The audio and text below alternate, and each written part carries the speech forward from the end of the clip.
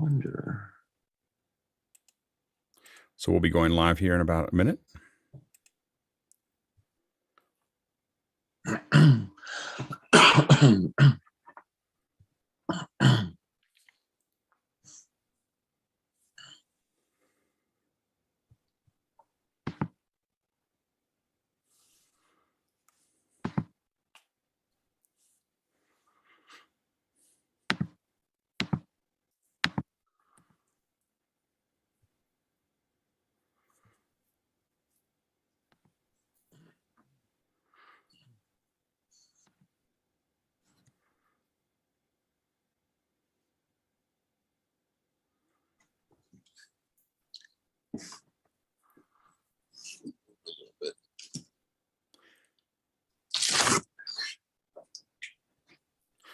$15 seconds.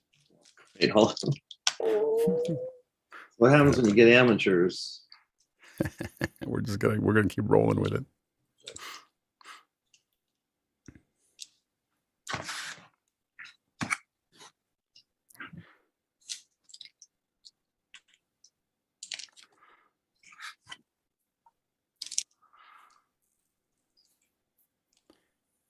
Not sure why we're holding it.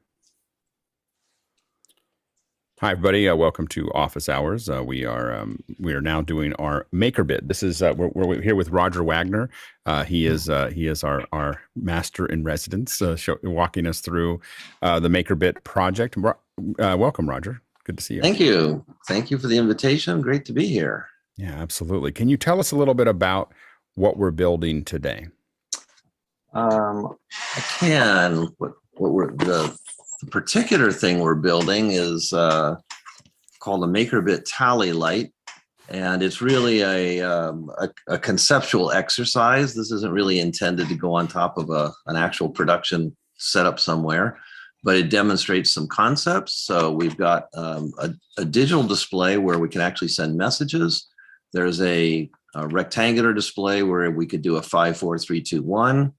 There is something that I hope will be useful. I came up with the idea of using a circular time display so that somebody, talent, can just see a countdown as a fraction of a circle instead of having to think about what the number value is.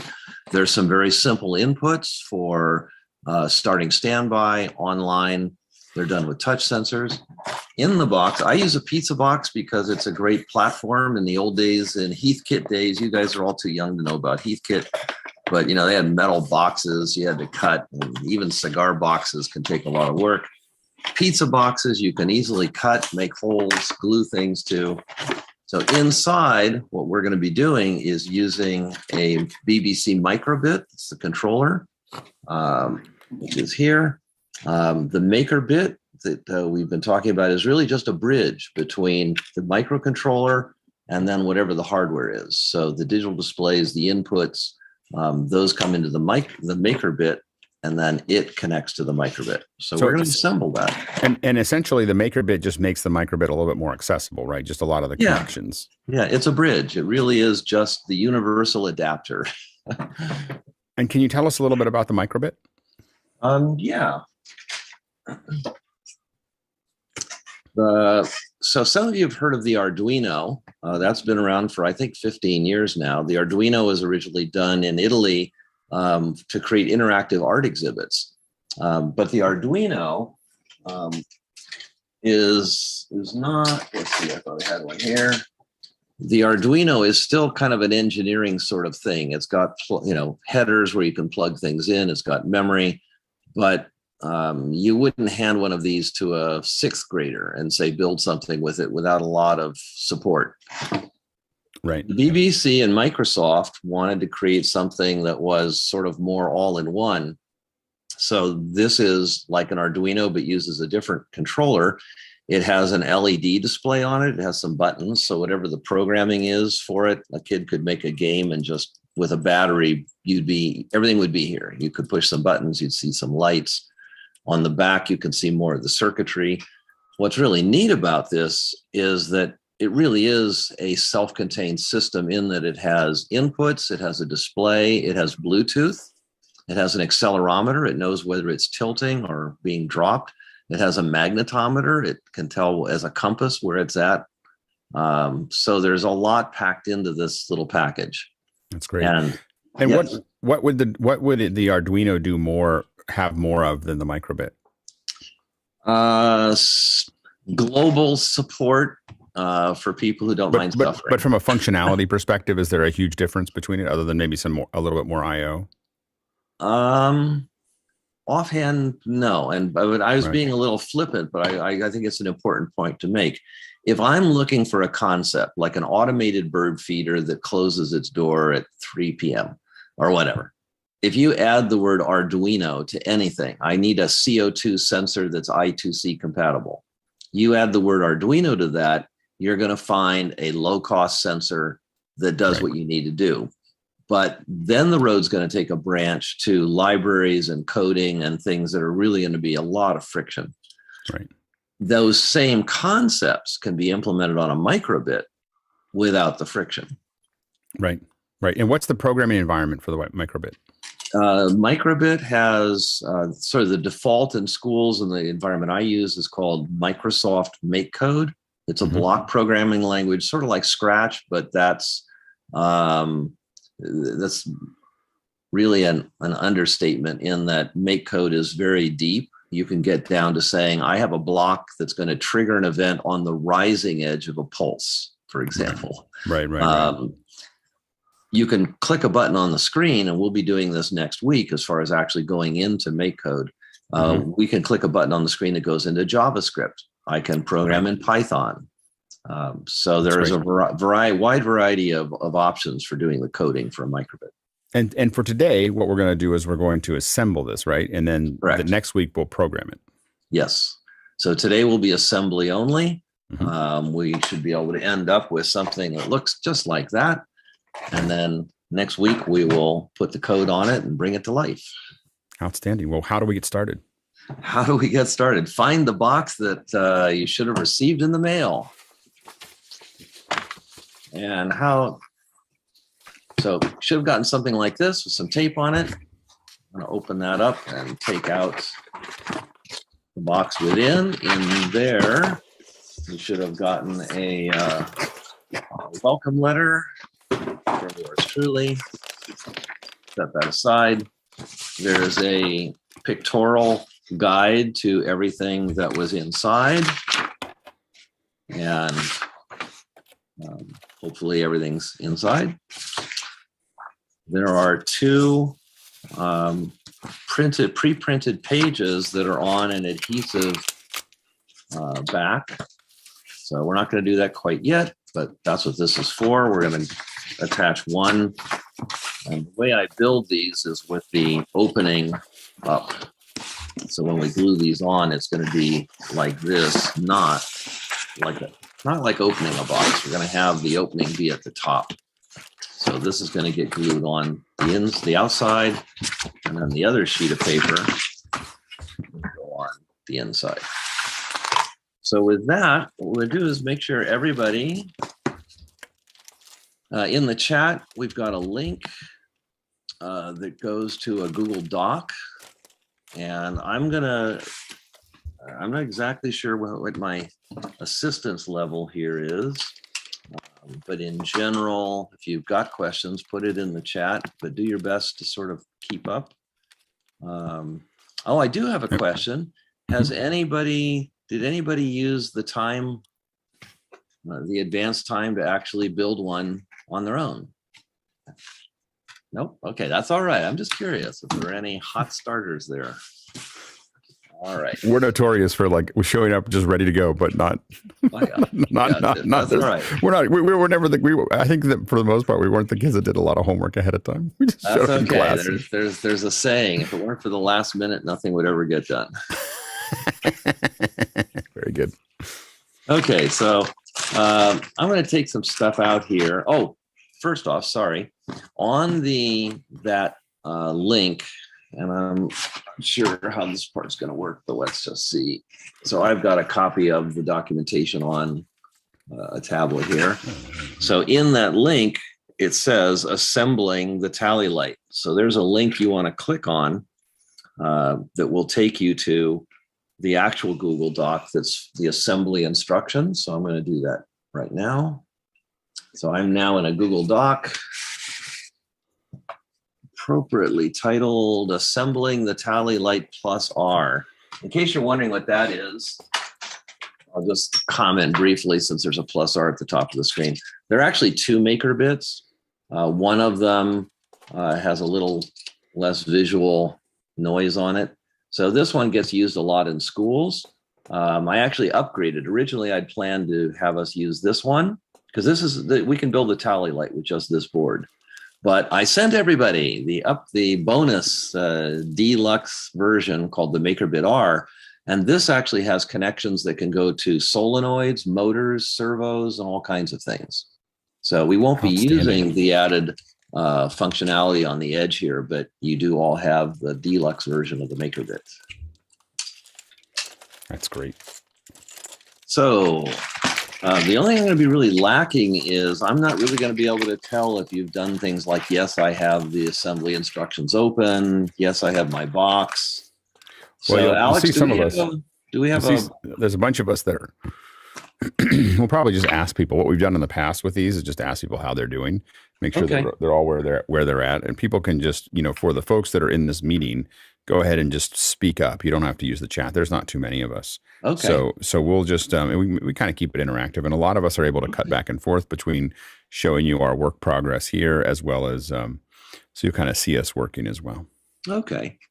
All right, great then.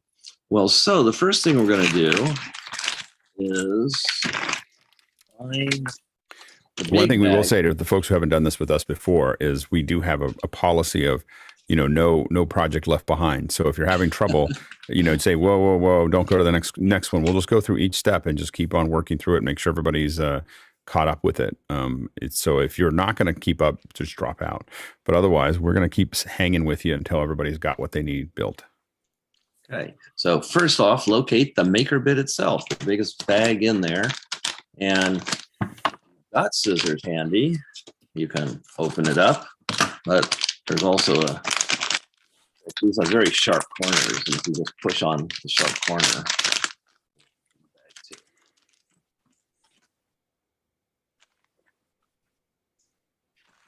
And this is what I'm looking for, right?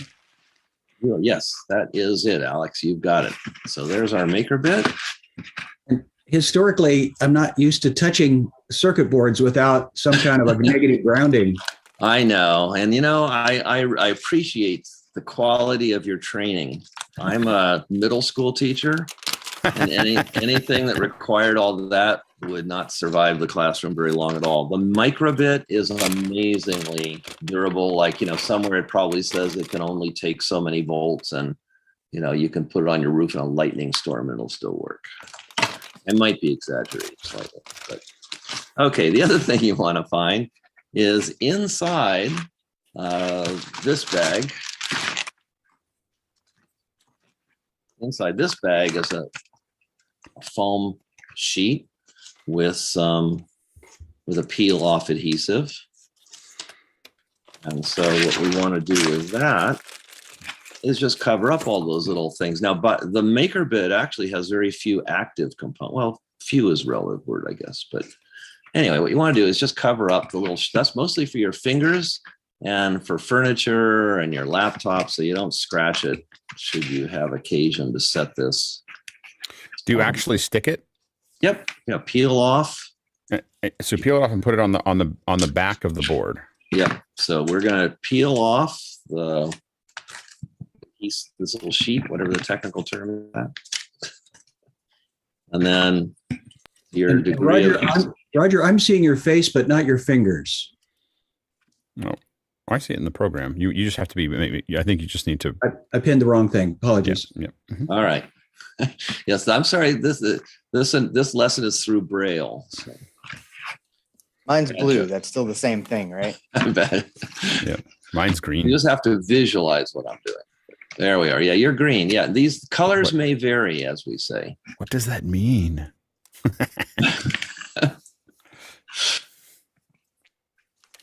Okay. What does anything mean? I have my safety. Oh, good. On. Alex, you're going to be my kind of my meter here. I'm going to keep an eye on where you are, and that'll make me feel better. I won't feel like I'm just flying blind here. Okay, so having done that, now we get to the really exciting part. And you really, I should have mentioned, you probably are going to want some scissors. I think it says, I don't know what it says. I think somewhere up here, does it say what you need? I don't know, maybe not. Anyway, we're going to take a piece of paper for the outside of the box. And there's two little scissor lines.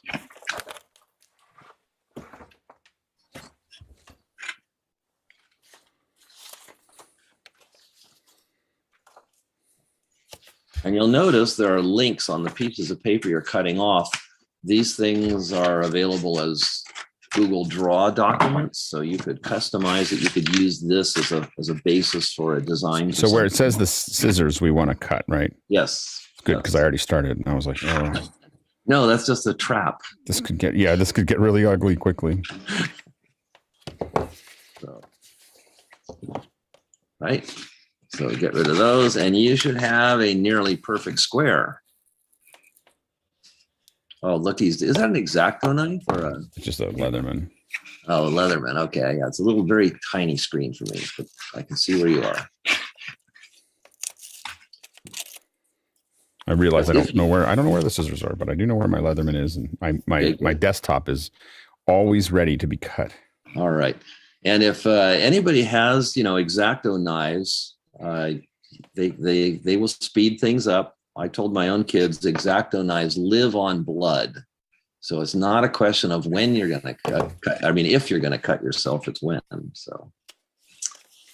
All right. So it looks and then like we want to cut this little square. Not yet. Not yet. Don't get ahead of me now. Okay. All right. So before cutting, we need to know where to cut. So we are going to remember we want the opening to the box up. So we're going to put this on the top of the box or the inside of the box? Top of the box. Okay. The outside. So you want the edge up, away from you. That's really important.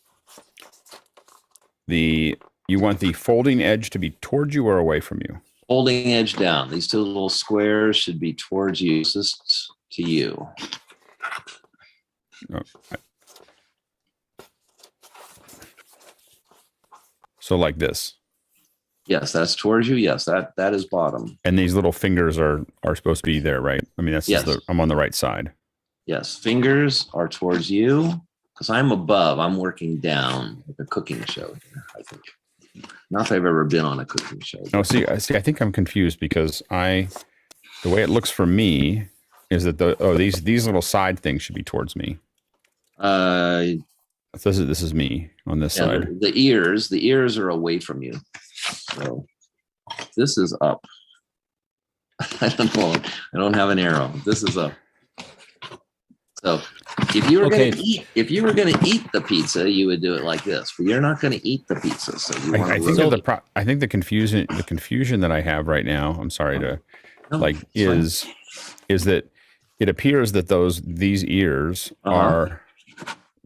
are pointing towards you. They're on your side. That's because I'm up. So you have to. I know what's because I couldn't figure out how to get the camera flipped. No, that's fine. But what I'm confused by is that I just want to make sure I'm doing it right. Yes. And that it looks like the orientation of you though. So this should help. Yeah, my hands are above. I'm reaching in. Right. So that means that that means that these ears are closer to you than further away. Correct. Okay. But I'm above. It's though I'm facing. I'm just looking at the orientation of your hands. Right. But remember, I'm above the box and you're below the box. The words MakerBit Tally Light farthest away from the ears. Closest to the ears. MakerBit Tally Light ear. Ears. Sorry. Got it. Done. Thank you. It's upside down because I cut it early so I would not spill blood on screen today. Okay. All right, taking all the fun out. All right, so ears. Okay, I got it. Yep. Call that the feet. I'm just orienting it to the LCD display. I know. Ignore my hands. Yep. because I couldn't Yeah, figure out he's how to get. backwards. Every time I try, well, every Got time I tried to rotate it, the iPhone was fighting with me. I'm using an iPhone as the camera, so it kept insisting on being smarter, and it won. All right, so now here's a little trick for gluing this down. One, think about what's going to happen. You notice there are these little ventilation holes or whatever it is, and you've got some kind of points here. So if this thing is centered, for the obsessive compulsive among you, I know there aren't any, but if this thing is right in the middle, if you were to draw a line, this is really being OCD here, but various things that you'll like, is if you were to go corner to corner, that would go through the corners of the template, right? And in that position, there's about 1 inch on each side. And these little knockouts here, this kind of just fits right in those knockouts, So anyway, do the best. This is not, it really won't matter. It doesn't have to be exact, but if you're the kind of person that's going to glue it down and go, oh, darn, now it's stuck. So pre-plan. Now, the next step is it's actually easier if you take on the back. The way I like to do this is I make a little dress shirt here. The reason is once this thing's pulled over and I want to take the paper off, it's going to be a lot easier to grab one of these tabs than to be hunting around, here somewhere. All right, so just make 2 little tabs.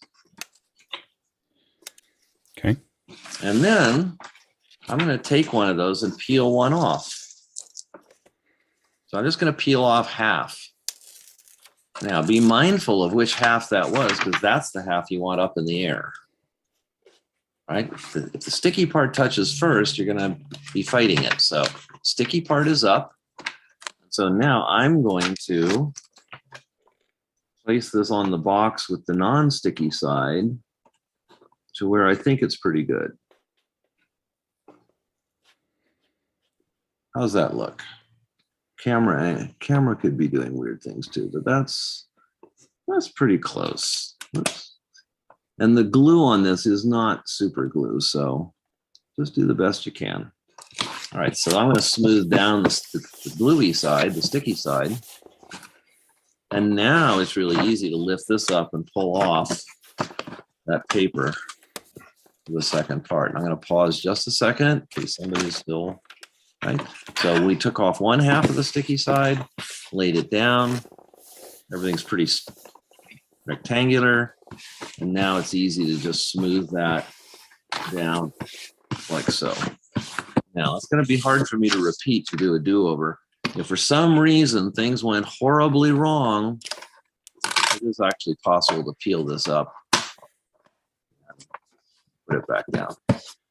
More or less, no guarantees, but I might have done it once.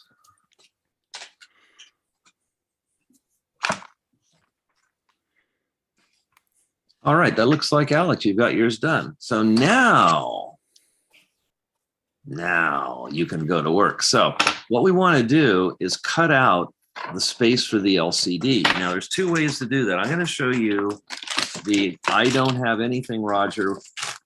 And I thought about putting an X-Acto knife in each kit, but that would be the bargain version or the expensive version or something. Anyway, so in your kit was the big plastic bag, and in there is a plastic knife. A little plastic bag, a little blue thing, and this is going to take a little dexterity. And those of you who have an X-Acto knife can start early. We're going to cut out where the scissors are, that hole. But if you don't have an X-Acto knife, here's what we do in the classroom.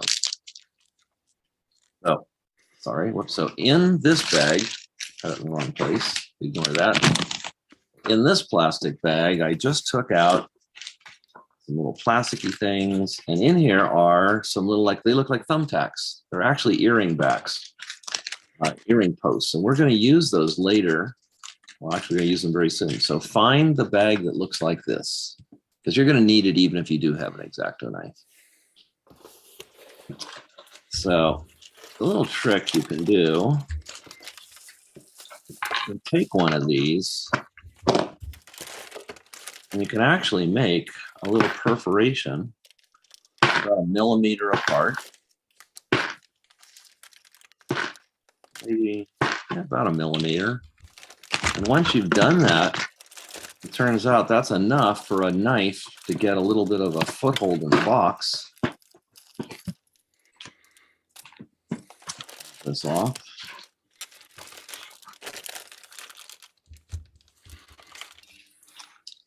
Put those to one side here.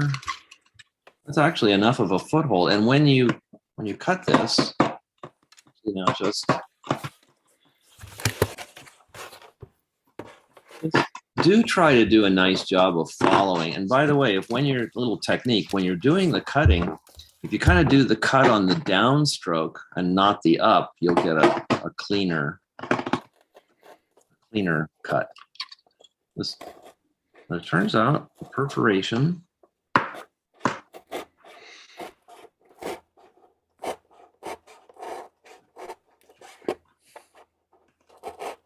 actually find the sound of the sawing to be comforting. I don't know why.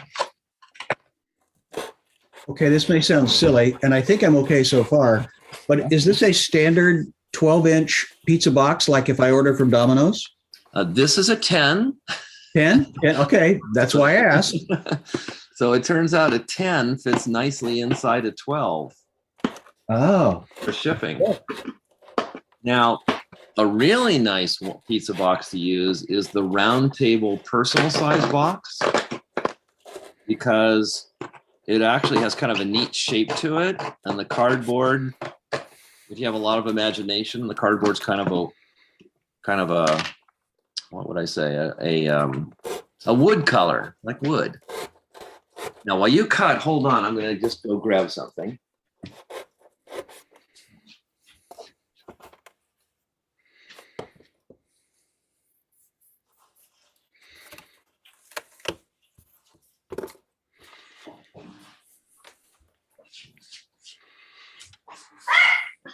Stop.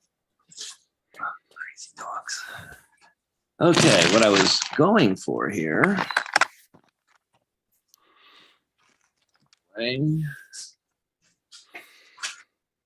is just to show you the objective today really is to, very good, there you go, that's like your new badge. That's yeah. RR. So I just wanted to show you, this is a round table pizza box. And one of the things about pizza boxes is you can fold them inside out. So all the print is inside. When you fold the box inside out, you get a totally blank box. And this is some contact paper wood pattern, and it's an LED clock. So the challenge was, how with just 12 LEDs do I show hours, minutes, and seconds? That's good. So the real objective today is to have you come away from today and next week that whatever you imagine, you stand a chance of building. You really could make it. That's great. Because everything you learned today is the same components that are in this LED clock. Nice. All right. So moving along. So you should have a hole cut out like so. And that's in the instructions. It's got pictures of the knife and everything else. And it actually goes pretty fast. Not quite as clean as a, there we go. So now the next thing is those, I call them touch points. The touch points that we use to do the perforation.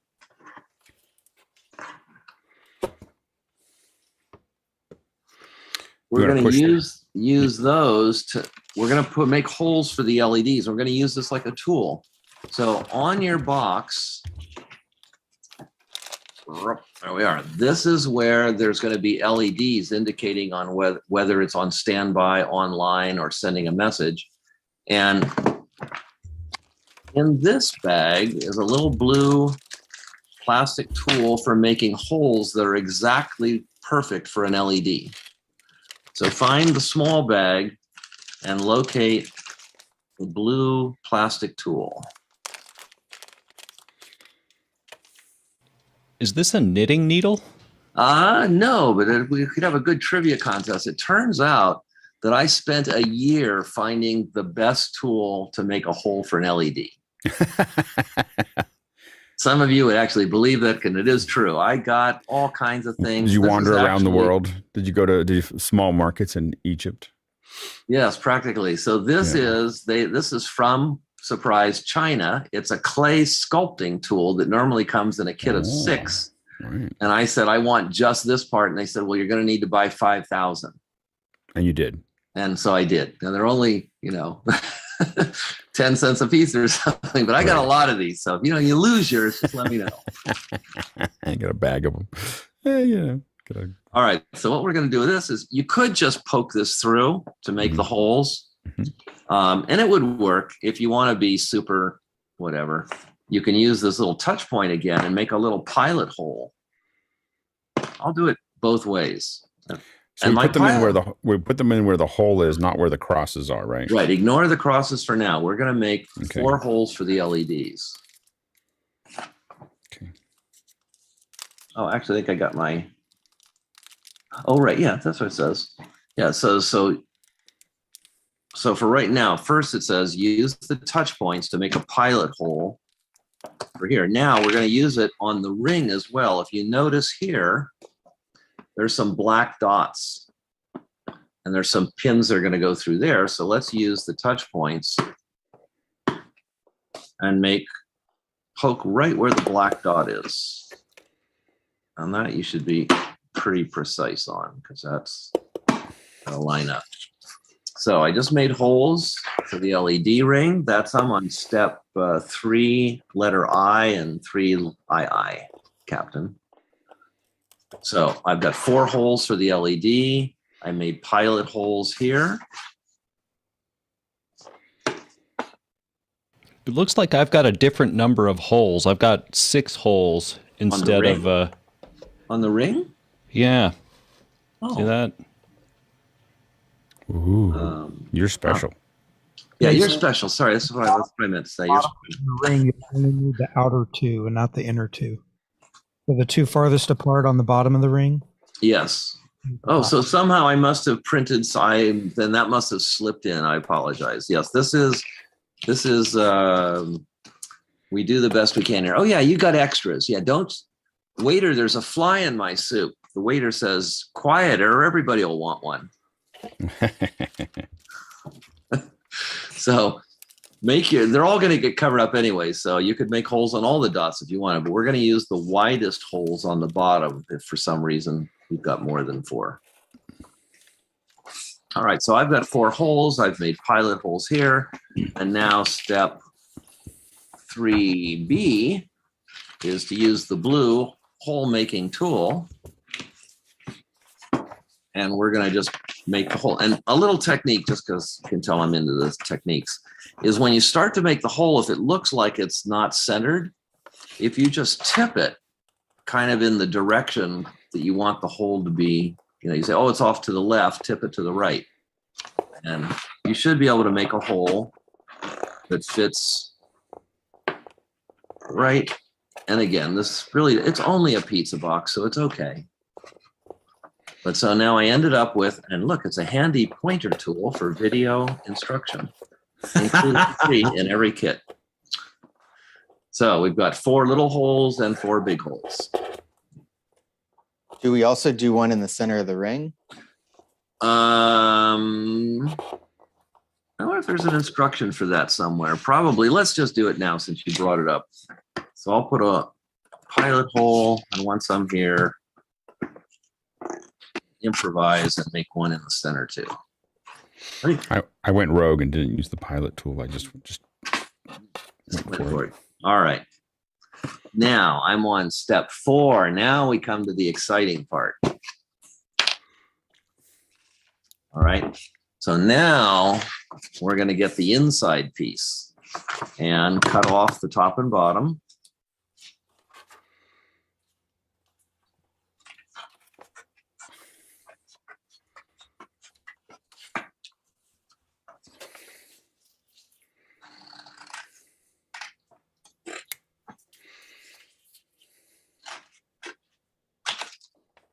go. I'm following the instructions. It says use a scrap of cardboard as a backing while you make the following cuts. So what it's saying is get something that you can put under here. Oh, right. So for this one, we're not doing it on cardboard. So if you've got scissors, or if you're going to use an X-Acto knife, use some kind of a backing. But basically, for the alternative without an X-Acto knife, the scissors is to make a hole. And then once the hole is started, cut out this rectangle. There is a point that it says, do not cut the small rectangle out. That makes me a little anxious. Do not cut out small. Oh, right. That's just showing you that that's going to be the position of something later. So just cut out the rectangle. It's okay if the little part goes with the. It's just still saying cut out you the don't whole have to rectangle. cut out the. You don't Extra have to piece. cut out the little stub. Got it. That's just an indicator later. Later, this is inside, and so this is a guide to all the wires.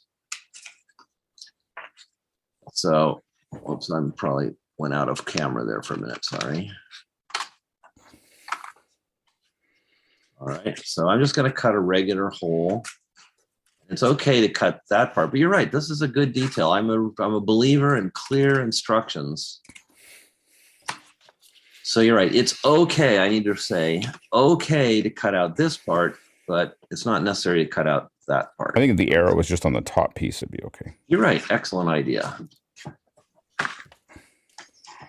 So this is what you should end up with. I mean, pizza boxes I can get replaced, but sticky paper, that's hard to get a hold of. You're right. If you need more of it, I'll send you a link. But by the way, what we do in the school is we would just, all of this stuff, actually, not this particular project, but this ecosystem is mostly used in middle school classrooms. So what we do in a classroom is we don't use the sticky paper. We just print on paper, and then we use a glue stick. So, conveniently, I have a middle school teacher that I live with. So there. Oh, okay. Well, good. Well, if you were to go to 1010technologies.com, you'd see a whole video of how this is the same technologies used in middle school.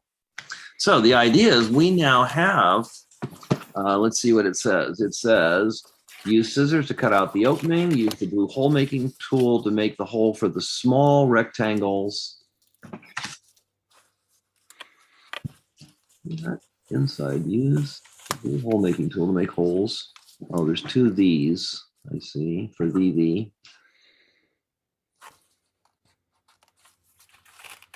small. Well, that doesn't make sense. It's weird. I don't know what that guy was smoking. Huh. Roger, this is where I stopped when I was looking ahead yesterday. I cut myself, but what I interpreted 4D to be, and I didn't do it again because I was kind of confused, was that it was for cutting the data in and data out. Yeah, it is. There. And I assume that was on the underside one, the one that we're working on right now. Oh, you're right. But then it doesn't make sense to use the blue hole making tool. Well, tell you what, let's barrel on.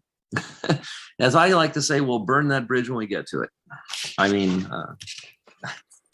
okay, so I've got this piece of plastic. Now, step E actually is kind of important. So in the LED, sorry, there's this ring here. There's a place that says RGB LED.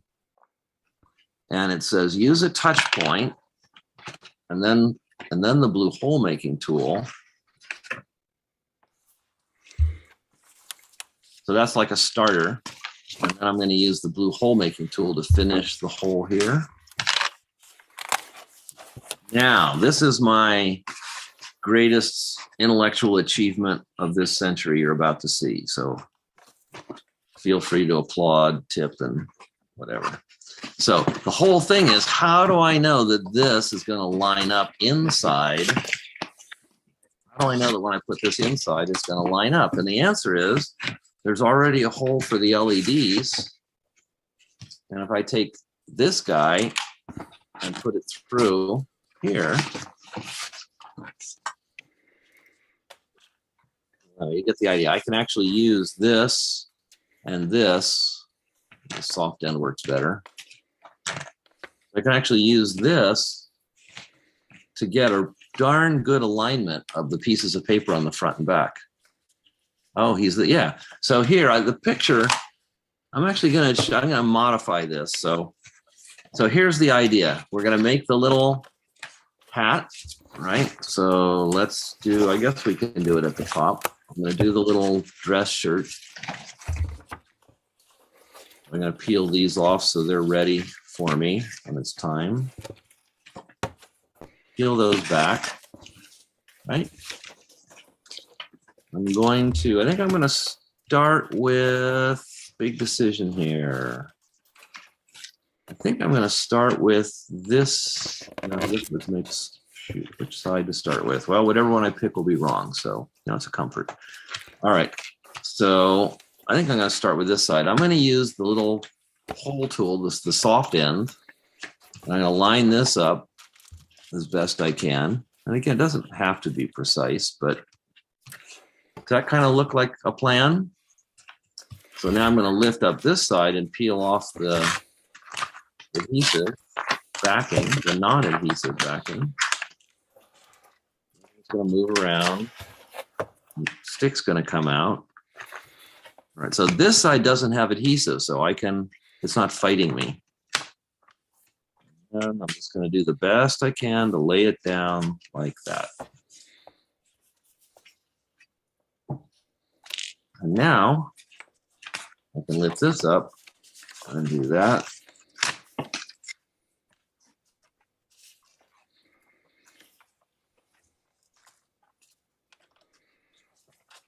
That off. That. Let that lay back down. And should these holes, these points on the back, yeah, should they line up with the ones that we pushed through the front? Yeah, but it turns out again, so to do that, I would come back to the front. And it's probably in the instructions soon. Because they don't right now. It's okay. Mine don't even come close. Not even close? No. So when I poke through from the front, oh, well, okay. Oh, sorry, I can't see yours. But anyway, you'll know mine, they aren't exactly. And again, this is just a wiring guide. So even if these holes on the inside. Oh, these ones line up. I'm talking about the little ones that are going around this circle here. Oh, these guys. Oh, okay. Well, same answer. I'm not. This has gone through some iterations and I had some different rings. Oh, got it. Okay. The reason you had 4 was because somehow one of the pieces of paper I had that it wasn't, Anyway, as I was working through all this, some of the rings I bought had pins in different locations. So you guys should all have pins that are separated, but if for some reason you don't, then it's okay. But the main thing for this piece of paper on the inside is a wiring guide. Right. So, it isn't essential that things line up. It's really just so you've got labels so that when you're looking at the inside of the box, you know what you're looking at. Right. You okay then? Yep. Lots of thumbs up on having gotten an inside and an outside, I hope. So far, I am as smarter than a 5th grader. Good. You're probably ahead of me. Okay, let's see here. I don't know what it was. I don't know what that guy was drinking when he wrote the 4D. So we'll get to that later. All right, from the front of the box. Oh, right. And then it's got all the paper stuff. Important. For now, don't remove the adhesive backing. No, position it first, then remove the backing. We did all that. Oh, look at that. Look at that. Lots of instructions. From the inside, make holes for the machine screws. Okay, so now once this is all down, so I'm on 5. I'm on page 9, step 5, right? So now, and this is going to be from the inside. So now these touch points come in very handy. So the LCD is going to be held in place with some machine screws. So I'm going to use this.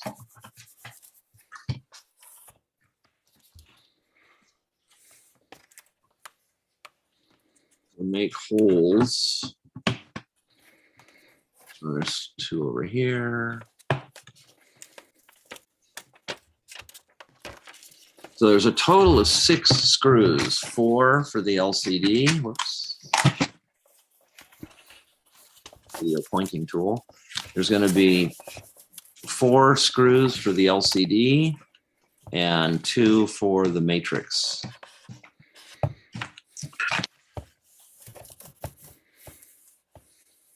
Oh, there's a screwdriver. Oh boy. See, where'd that box go? All right. In the big bag, by the way, I can't help but say, but I hope everyone appreciates what a fantastic bargain you got in terms of parts and accessories. A lot of parts. It's great. If you buy something, a kit's, on Amazon for the MakerBit, the MicroBit, they'll come with 3 things for $100. So included in your kit is the official MakerBit screwdriver. Coveted by many, possessed by few. And in the video world, we refer to these as tweakers. As what? Tweakers. Tweakers. Yeah, this is the original tweaker. That little, because you always have to have it to do something. To flip dip switches. Dip switches, yeah. And so it turns out this is a really great size for making small holes for screws. So it says use the Phillips end. So we made pilot holes here. We're just going to use this. And actually, yeah, I guess, yeah. So I'm going to come through and just use the screwdriver to make M3 holes. And do we want to widen them or just the width of the screwdriver? Nope. It just says for the 2 holes, don't make the holes any larger. Right. So in particular, for these 2 here, don't go crazy. This is a perfect size. This is another. All right. I've got to go just get something off screen here.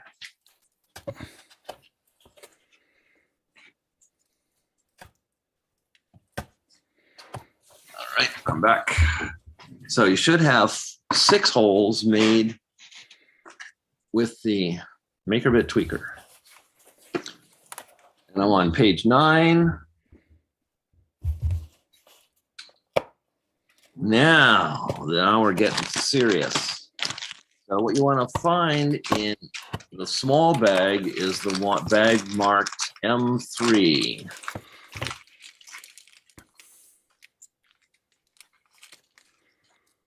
So small bag, and something marked M3.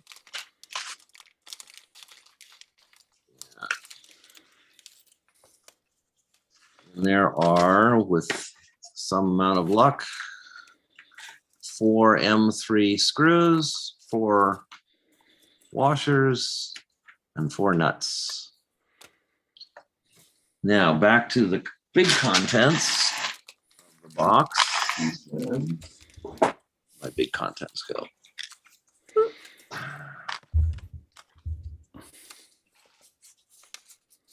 You're in better control of your materials than I am here. Whoops, hold on.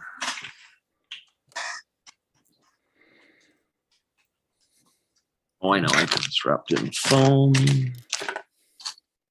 This here. Later, hold on.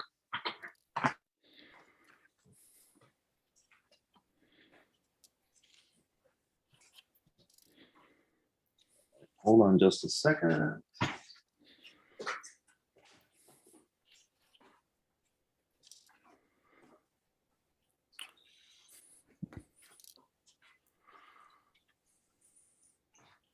go. There it is. All right, he's back. So the LCD display will be in some kind of a container. It might be a anti-static bag. It might be wrapped in bubble wrap. Might be all of those.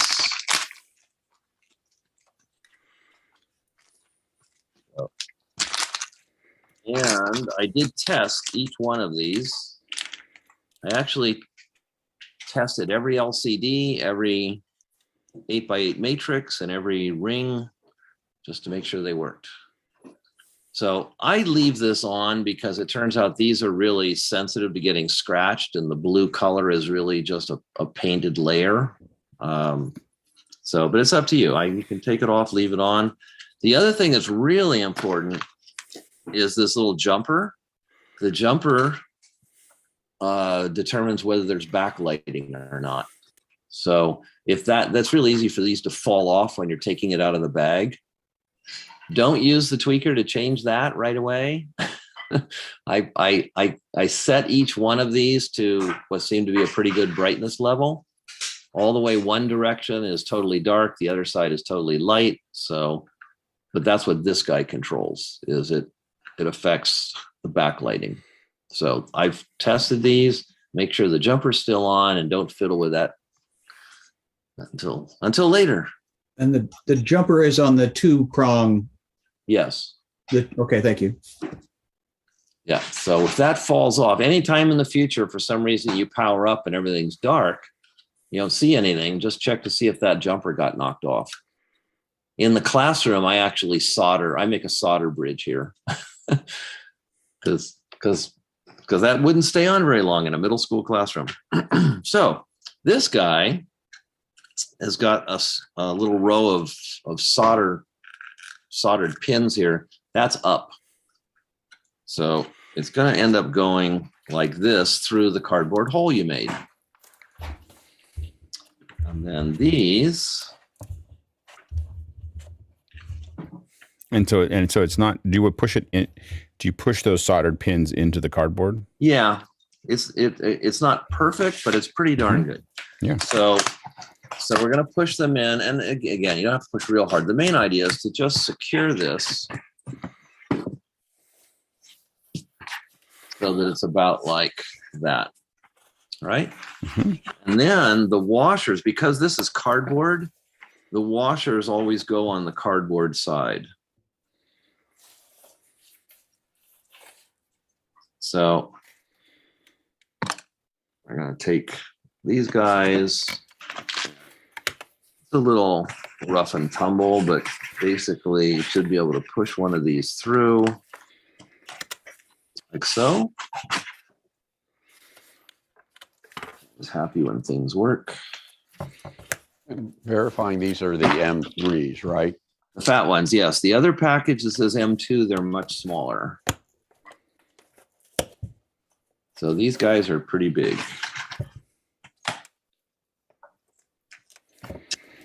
So I've done 2 of them here.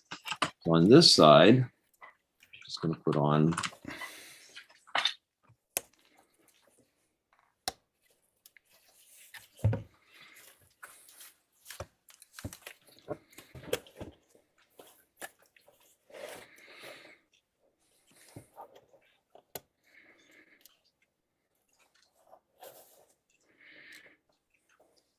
this is probably there's probably a lengthy, but still a small, but still lengthy book on all the various techniques to get screws, washers, and nuts to all be happy together. Yeah, my alignment is grumpy, so I'm just encouraging the cardboard, right? Yeah, exactly. I like to call it negotiating. Yeah, there you go. There we are. We were working with a sculptor in Zimbabwe, and he was talking about. I said, "Well, how do you work with the stone?" He goes, "Well, you negotiate with it." Negotiate. Yes. So, by the way, so this is the kind of stuff I tell the kids is when we're doing this in general. Whenever you're threading something onto a nut or a matching piece, I always like to give it about a half turn the opposite direction before I start the actual insertion, because that lets the threads line up nicely. So down, get this guy. I'm negotiating with the Phillips side of the table too. There's a lot of negotiation going on here.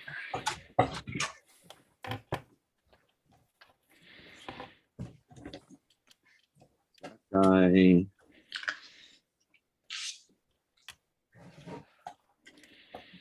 So the washer again goes on the outside of it.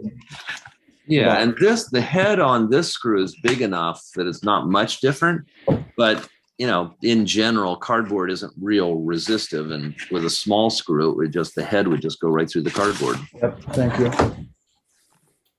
So I'm ready to do the top ones. So again, I like to give it a half turn the opposite way, and then I'm just holding it with my fingertip. The last one, because of these little pins, there will be even more negotiation going on. And there's not a lot of working room for your finger. So probably drop it 3 times. It's funny. Somewhere downstairs, my son has a precision socket kit that I bought him, and I'm now wishing I'm tempted to go down and find it, because like little sockets. Yeah, but it's good that we're all working with the same tools. You know, a guy brings the fancy pool cue to the tournament. Yeah, I'm just looking for my solder gun. Pull out a Weller and just make this permanent. I also, when it comes to the LEDs and things, I use a glue gun just to kind of tack things down. Mm-hmm. Yeah, that's going to be my next move once I'm sure this is working.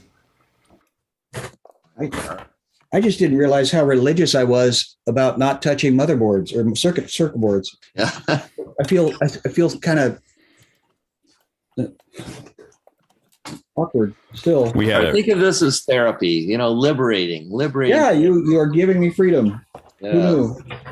When I was building mainframes, I think I told the story in some after hours, but there was a guy that he didn't put his wristband on, and we were like, as he walked in, I was like, "Hey, buddy."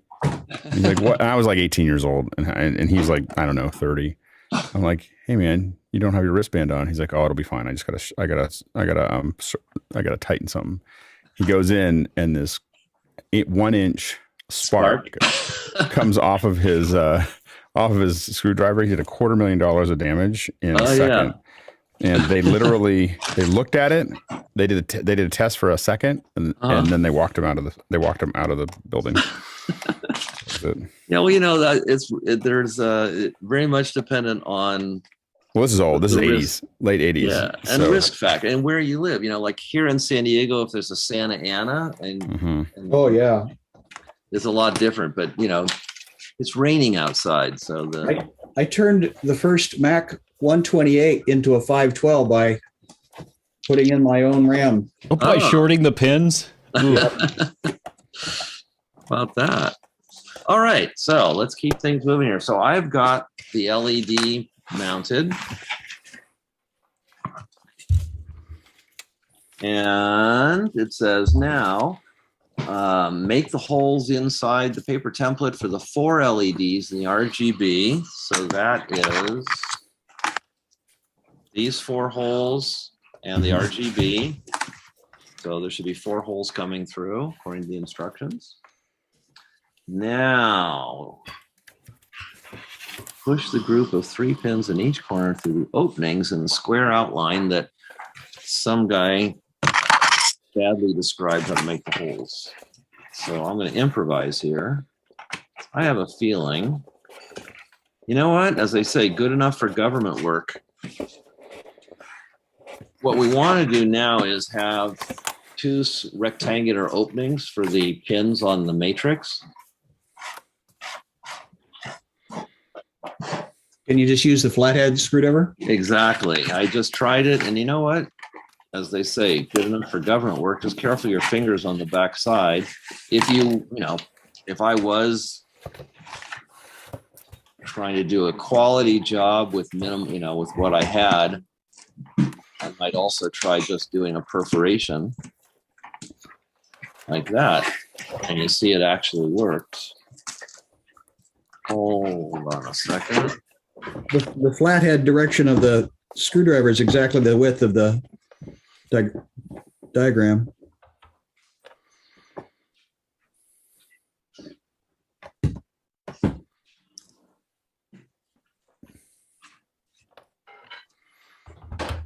Okay, sorry. Yeah, so the screwdriver's just a nice size. You can either just do that, and it'll be kind of rough on the inside.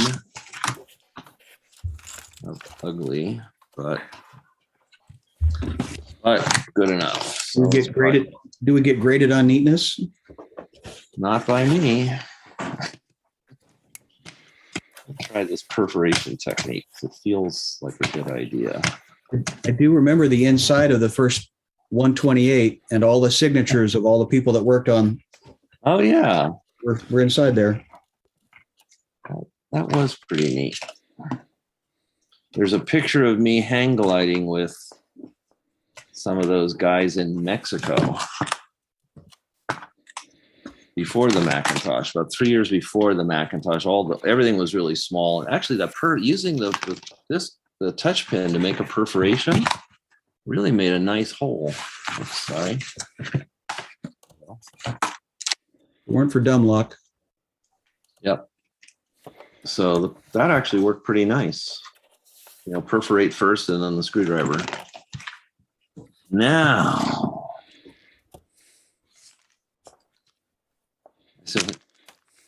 now I'm going to find the matrix. You can have a red pill or a blue pill. Have a red. It's pill, always red. It's always red. All right. So this guy has these pins on the corners, and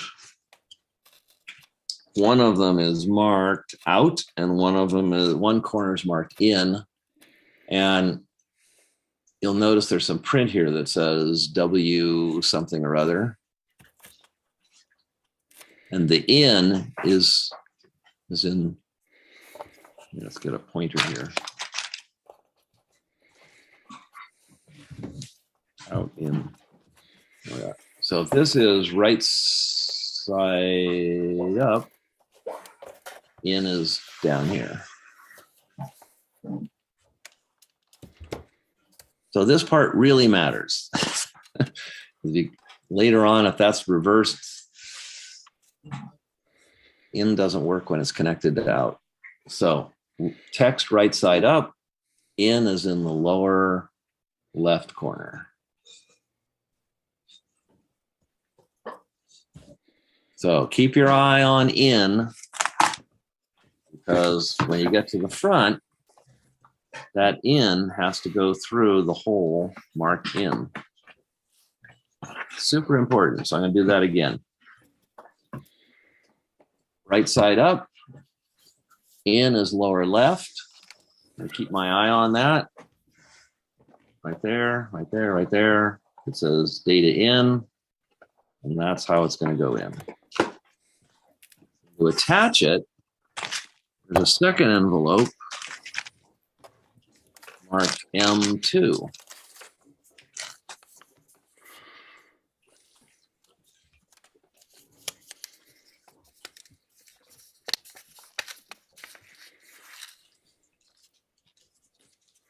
There's that cool MakerBit sticker. Cool. So M2. Now these are really tiny. So oh gosh.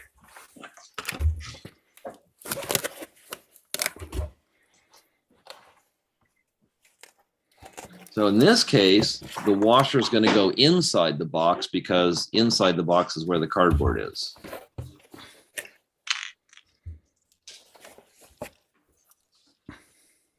So, and,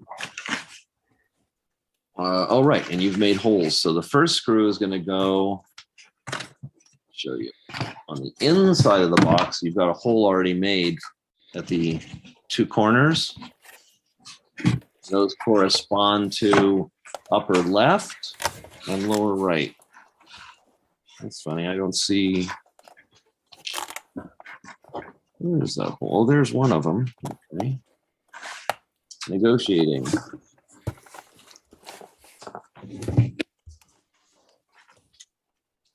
And the other thing you can do, by the way, is from the front, if you don't see the hole right there, just make sure that's nice and straight and just poke it through.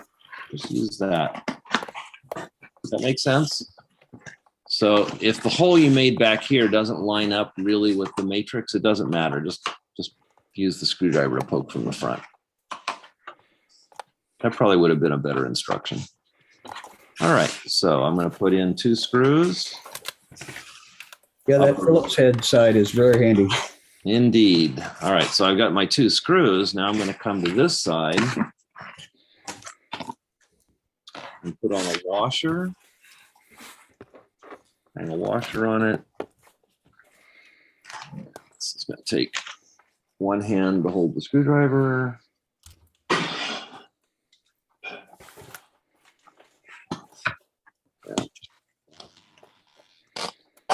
One to put the nut on. And a little turn. Well, maybe you can do it. Wow. Yay! Are there any tinier screws? Oh, there are many, many tinier screws. Oh, my big fat thumbs. Yes. Really? Wow. Right, so there we go. So screwdriver. Now I just hope I got my in and out correct. Washer. Roger, could you repeat the in and out so I make sure I'm doing it right? Oh, lower left with the writing. You're looking at the writing on the matrix right side up, and it's labeled. The 3 pins are at the lower left, and you'll see in little tiny print it says in. Alex. Oh, and I see one that says out. Okay. So that when you go to the front, in is going to go to the lower left. Gotcha. Out is going to be up. I was absolutely confident until you said that. You're so evil. I know. I was too.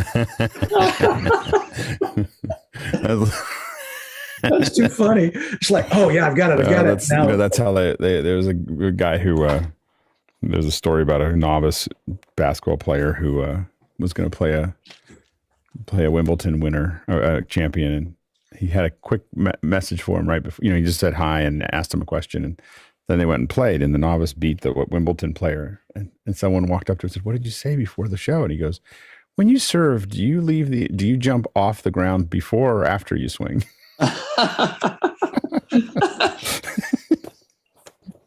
That is really great. You do not think about pink elephants. Yeah, like exactly. Yeah. Wow.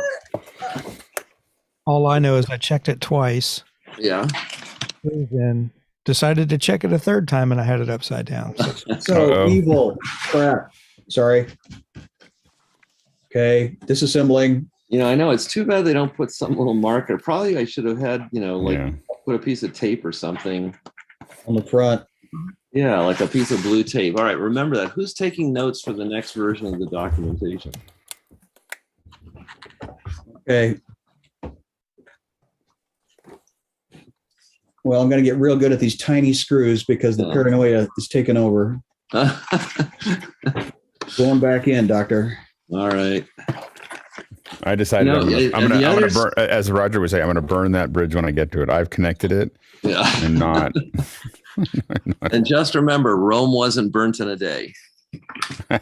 Yeah, out goes on the top, in on the bottom. Okay, I was good the first time, but now I'm getting really good at these screws. All right, good. The other option Yeah. is you can just peel away the cardboard and you can see. Leave a little opening. You're right. You know, that's not Yeah, a you bad can- idea to have a little window. I thought about that, but I needed dexterity training. It's Saturday. And it's labeled right, so as long as you follow the labels, you should be fine. I just want to know, Good. Roger, could you have found smaller screws? That's what I said. Yeah. Uh, Okay. Well, how are we doing? It's not the hardware, it's the wetware. Yeah. I was looking at the label upside down and I said, okay, so, this has to be in the lower left. And then when I put it in exactly upside down because by then I had turned it around. yeah, the in goes towards the hinge, the hinge of the board of the wood. I think putting a little piece of like little painter's tape thing. Yeah. Before, With an arrow.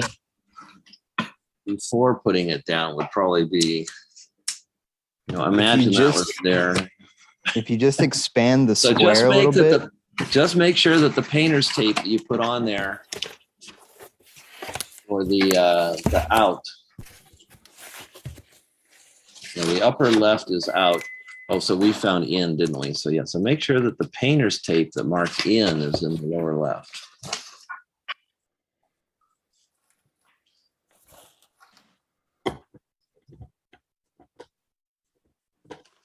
But the encouraging part is that those little screws are probably the most difficult part of the assembly. So it's Miller time, right? Now we're done? Yeah, that's right. Who brought the refreshments? Sorry. Cheat a little bit here. Use an X-Acto knife. Make that a little prettier. You moved on? Yours is lit up and wired already? I will say that the bows, it's probably good to make that square. Now, I did not do that deliberately. No, but I'm saying it'd be probably better to make the little square for these pins a little wider because Bo's suggestion of opening it up a little bit more was it allows you to confirm out is matched to out. I agree. I was just showing off my war injury. Oh. There you go. The win has arrived. Yeah. I said I'm just going to clean up this little part by the. Yep. Okay. All right. You got your meal for today. Now behave. But you're right. That's a really good idea. Yeah, if we just cut these rectangles just a little wider, you'll automatically see it in and out. That's great. Yeah. But then you won't be as good at those tiny little screws. That's true. You won't get the practice. Yeah. You know what they say? Practice doesn't make perfect. It makes permanent. No, there's another saying. Experience of an engineer is directly proportional to the amount of equipment ruined. Oh, I like that one. Wow. I've seen that piece of technology chopped in half on an oil rig before. Which release the magic black smoke. It's all over. Yeah, black smoke. The magic smoke gets let out. So what's next? Are we all caught up? Does everyone have their staunch the bleeding? Staunch the bleeding. You need that's what you need. One of those little you need super glue. Yeah. Oh, that's right. That's a good idea. We used to have it in the farm. We used to close pretty big cuts with super glue. Yeah, that's actually what it was invented for. I know that was truly its intention. Really? I know they used it in surgery. I didn't know that was the primary. Yeah, that was the primary use for it. Except it tended to fuse people's skin together while they were doing it if they weren't careful. But that's what it's good at. When they say, it works too well, like Febreze. Yeah. Okay, now we're finally ready to move on to step 10, which is from the outside. Now you can finally put the little touch points through. The picture shows the cream area. Yeah, it shows all of them. Okay, so we're going to put the touch points through each of the little target X's. If you drop those touch points, you will only find them later. Yeah. Oh, by the way, this was one of my concerns. One of the reasons I was, looked for and was happy with this is in a classroom or at home, I was really worried, tacks would be pointy. So you push, in this case, we're pushing them in and leaving them in. Yes, we are pushing them in and leaving them in. Oh. I missed that part of the instruction. And are there extra touch points? Asking for a I friend. hope there's extra Because because I dropped one. Yeah, Don't worry. You'll find it with your feet. Yeah. And I can confirm Lego hurts more than these. Really? Yeah. I know it's a surprise, but Through yes, research. we have carpet and we have these lost, and I've actually been surprised because if it was perfectly straight up like on a hardwood floor, I think it would be possible to impale yourself, but these are earring posts. So they're stainless steel, they don't have a sharp edge, and there's even a little tiny notch on the shaft, and that turns out to be perfect for the DuPont connector. These are exactly the right diameter. A DuPont connector wants 0.45 to 0.50 or something millimeters. So you want the touch point to be in every place there's an X. Is that right? Yes, that is correct. So there's going to be 12 altogether. Okay, so including the ones above the free safe. Yeah, that's on the next. It says the places marked with the plus. The picture shows cream, but all 12. Now the next part. So this part is going to kind of depend on so in the small bag is also a bag of little white silicone discs. And those are the earring. These are posts. These are the backs. So now we're going to come to an optional step. So I'm going to open this guy back up. And on the inside, to keep these guys from falling out, what you want to do is put backing one of the posts. Now, before you go too crazy with that, I just put in one to show you. If you do have scissors and you have the time,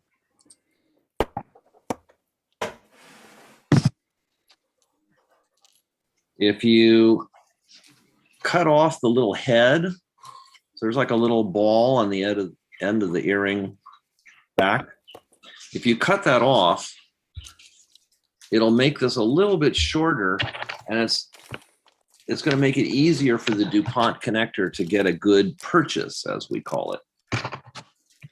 So just a little more shaft to just grab. a little ball part. Yeah, just the little head. And again, it's not brain surgery. If you cut off too much, it really doesn't matter. Mostly, this is just for the purpose of keeping that little touch point stable.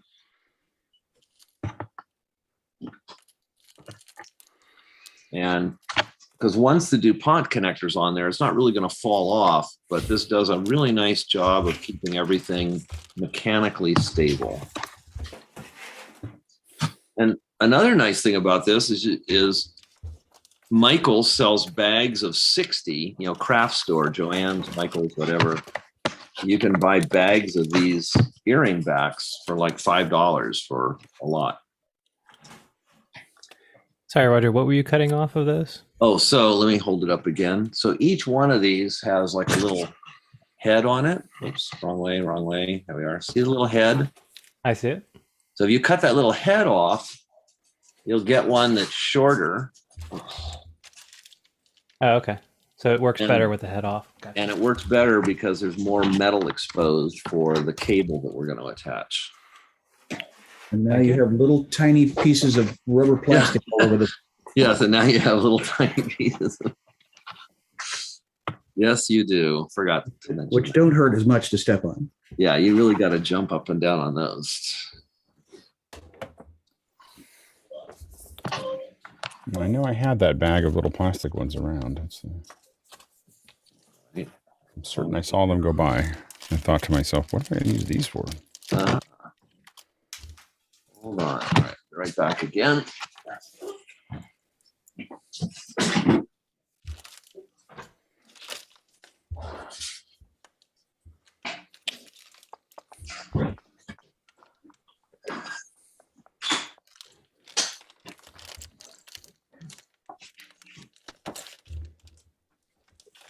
And those little plastic pieces were in their own little bag, right?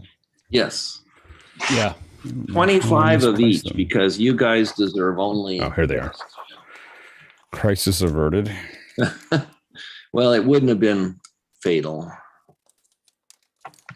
You can see Alex running into his wife's bathroom. Yeah. No, honey, it's for science. Yeah. And what's really good is you need 12 of them, and each pair of earrings only has 2. What really happens is a week later, honey, why are all my earrings missing the backs? I don't know. That's weird. I guess they fall off easy.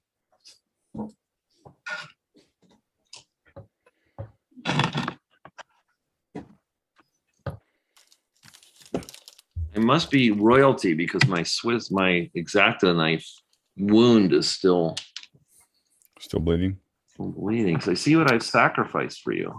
You need one of those little shaving sticks that you just put on there and just goes. Oh, that's right. A styptic pencil. Styptic pencil will do it. See, there's like a trivia contest today. The names for all these things. Okay, so now.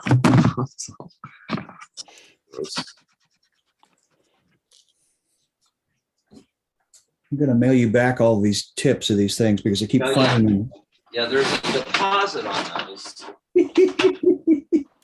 Get my nickel back.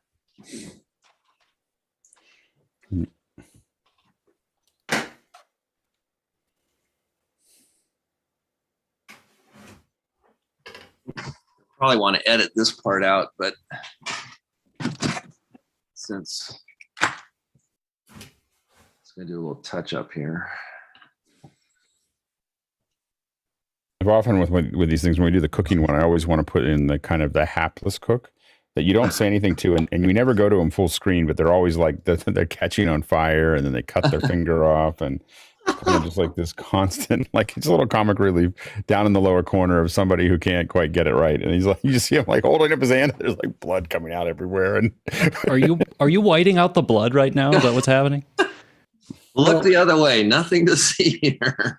Move along. I was thinking, Alex, when Graham Kerr was on the office hours, just before we went live, he comes running out of his bedroom.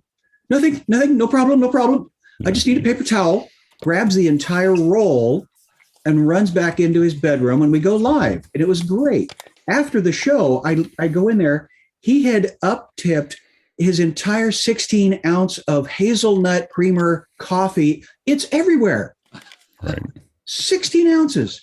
And I was smelling hazelnut coffee on my equipment for the next 8 months. Like the memories. Well, okay. So these little tips, I have a feeling I'm going to be reliving this moment because I'm going to be finding these tips in the next. I found that the M3 full, the little M3 thing is a nice thing to put them all back. Oh, good into. idea. Or even the M2 one. Any of them. Either those of them. are a nice place to clean. They are clean now. place I'm them. sorry. That's in the instructions. Now, everyone, use the. Use the. Oh, there you go. Kind of perfectly lodged under my mouse and my keyboard to screw me up later. So. Now use the newly available. I cut mine over the inside of the box, so they all. Here we go. How convenient. Yes, this was my intention all along. You're welcome. Okay, now let's see. Let's get this party on the road. Oh, next the ring. One ring to rule them all. One ring to bind them. I think it's one ring to find them. Oh, find them. Sorry. And it's one ring to in the dark, bring them all, and in the darkness behind. No, there's the one group where we will probably get that know right. What that is, yeah, exactly. What is it? One ring to rule them all, one ring to find them, one ring to bring them all, and in the darkness bind them. I think, is that right? Yeah, that sounds right. Sounds right. All right, Frodo. I'm sorry. I've only read it a couple times. How many times? That, by the way, is like a butterfly moment to us all. Me being here, at least. Mm-hmm. So when I was in junior high, 9th grade, I met a 7th grader whose name really was James Bond, and he said, "Read Lord of the Rings," and I did like 3 to 5 times. I don't even remember to where I had it pretty well memorized. and he had a laboratory in his backyard in what used to be his sister's playhouse, and he made fireworks. And I thought, well, that's how Gondolf does his tricks, and I need to learn chemistry. So I did. Everything in my life passes through that moment. I think there's a high correlation between people who do computer stuff and Lord of the Rings and fireworks. Now what's going on? Oh, battery. I plugged you in, you ungrateful thing. Hold on. About that. Come on, come back. There we are. My favorite sign outside of a pyrotechnic facility north of LA was no smoking, no thinking about smoking, no thinking about anybody that you know that smokes. I like it. Okay, so now where was I? Oh, the ring. So there's 2 pins that are close together and 2 other pins that may or may not be close together. This will be a lot easier than the matrix. Oh, yep. And they're sharp on the backside. So just put those through. And you may have to you may have to negotiate the pins to get them to go through your holes, but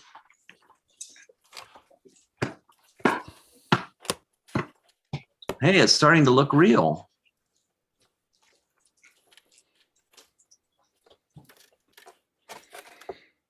Yeah, I have many diet books on my shelf too. All right, we're more than halfway. We're on page 13 of 26, step 13. So the ring is attached.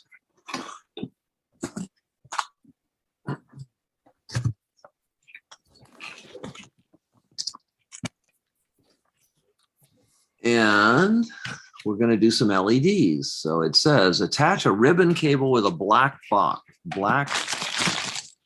So in your big bag is a bundle of ribbon cables. And 2 of them have a black block on the end and white and black connectors. So you're going to find one of those and the MakerBit. And this is, again, kind of a part I'm kind of proud of, is remember the MakerBit is going to be a bridge between the microbit and all of this.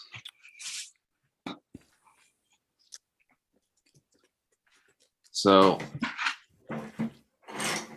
what we're going to do now. Which of the 3 cables am I grabbing? The one that has a black block on the end and white and black sockets on the other. I have 2 of those. That's correct. They're the same. Thank you.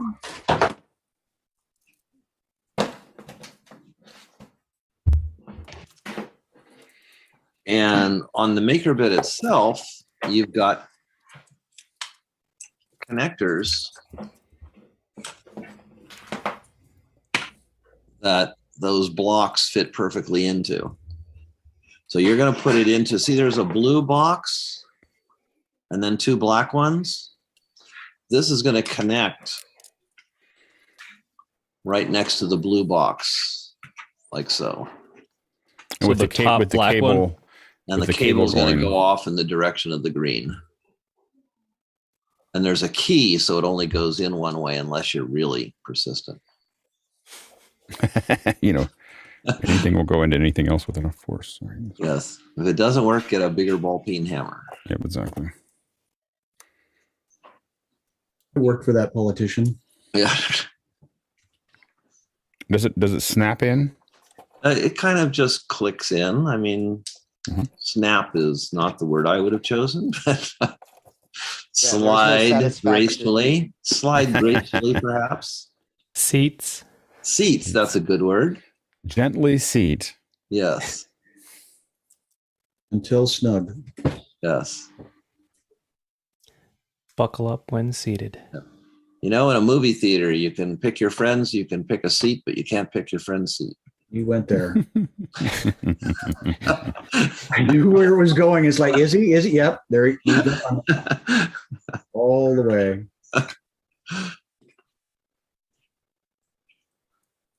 All right, that should be done by now. So now on this ribbon cable, on one side, one side is a brown wire and one side is a red wire. Keep your attention on the side with the brown wire. Now, it'll be easy to lose that attention because you got to set this down for a minute and look in the bag of all the goodies.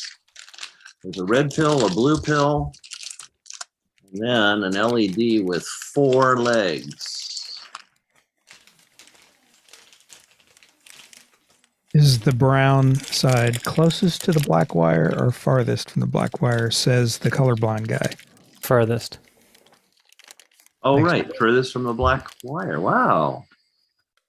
Wow. Now, are you really the colorblind guy or did you just? Oh, yes. Oh, yes. Well, then this is the next part of, then the next half hour will be really exciting. I hope everybody's doing okay on blood sugar. Yeah, we're doing fine. Okay. So this is the red, brown, black, right? That side.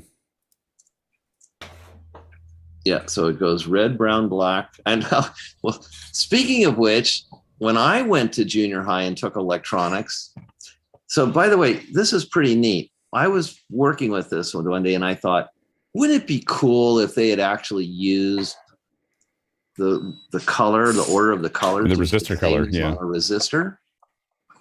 And I looked, and it is. It is the resistor colors.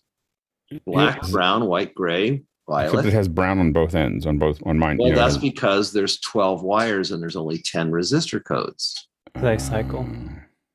So they cycle. That's why I had to say the brown wire on the outside edge, not just the brown wire. But when I went to school, I remember, I can see it in my mind's eye, the junior high school teacher for 7th graders wrote on the board how to remember the order of the colors. Does anybody remember the little? Yeah, I don't think we can say that here. Then that's the one I got taught. Yeah. I don't think we can talk about that. Yeah.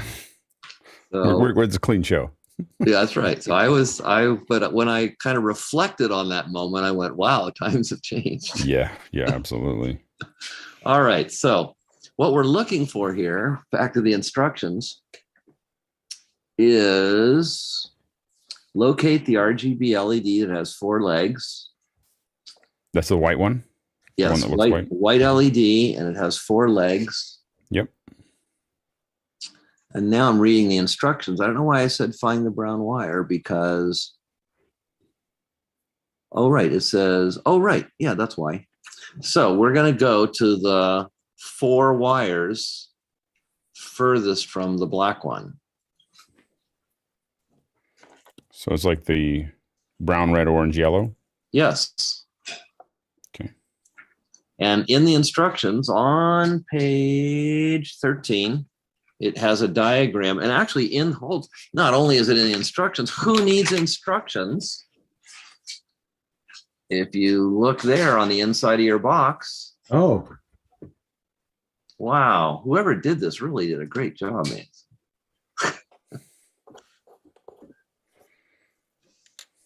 So now you'll notice on the RGB LED, the picture is even better than the real thing. One leg is longer. So the brown wire is going to go to the long leg, and then you kind of have to pay attention to one side of the long leg is just one leg, right? There's a man at the door with a wooden leg named Smith. Well, ask him the name of his other leg.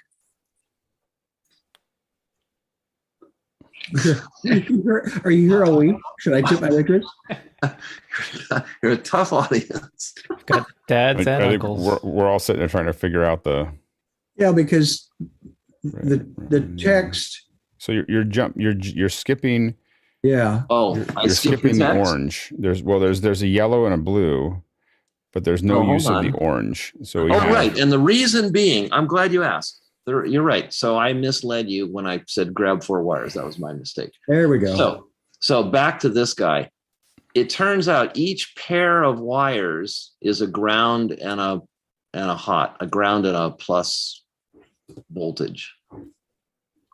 So that's why, I'm sorry, it wasn't 4, it's going to be 6 wires. So what's going to happen is we're going to use the brown wire once for ground. So I use the brown wire once for ground. Here, let me just do this. And again, we've got 2 brown wires. So it's okay to pull these apart. From the black. It's okay to pull these apart a little bit. Yeah, absolutely. Of course, it's hard to figure out which one is which if you pull them too far apart. Yeah. So sorry, we're going to need so using brown for yellow ground. and a brown. So there's the brown. Why didn't? Oh, right. So the reason is we're using 1 brown for ground. And that's then red. Long leg. Uh, There we are. Long leg, brown. And that's black. And then the other ones will all be white connectors. Exactly. So what this is pretty neat. This is an RGB red, green, blue LED. It can make all 3 colors. And if you turn them on at various power levels, you can make any color. So this is a color mixer. So I've got the brown wire furthest from black on the long leg. The short leg that's all by itself is going to get the next connector, which is white and a red wire. Okay. I've got 2 browns and 2 reds. Right. But we want the ones furthest away from the black wire. So ignore. Got it. Furthest away from them. Okay. Thank you. So with the white. No, they both have white. Okay. Yeah, they both had white, unfortunately. It should look like this. Yeah, so I'm not going to use any more black sockets, and I'm going to use yellow for the other side. Red to that one. So like it looks like this. And then, yeah. And I'm not going to use the green wire at all because I brown that. I'm not going to use any of these. And that just leaves a blue wire going to the last leg. It's kind of a crossover here. Must have been a good reason for that. Red, brown. I can't remember. Yellow. Red, brown, yellow, blue. Okay. There we are. So it.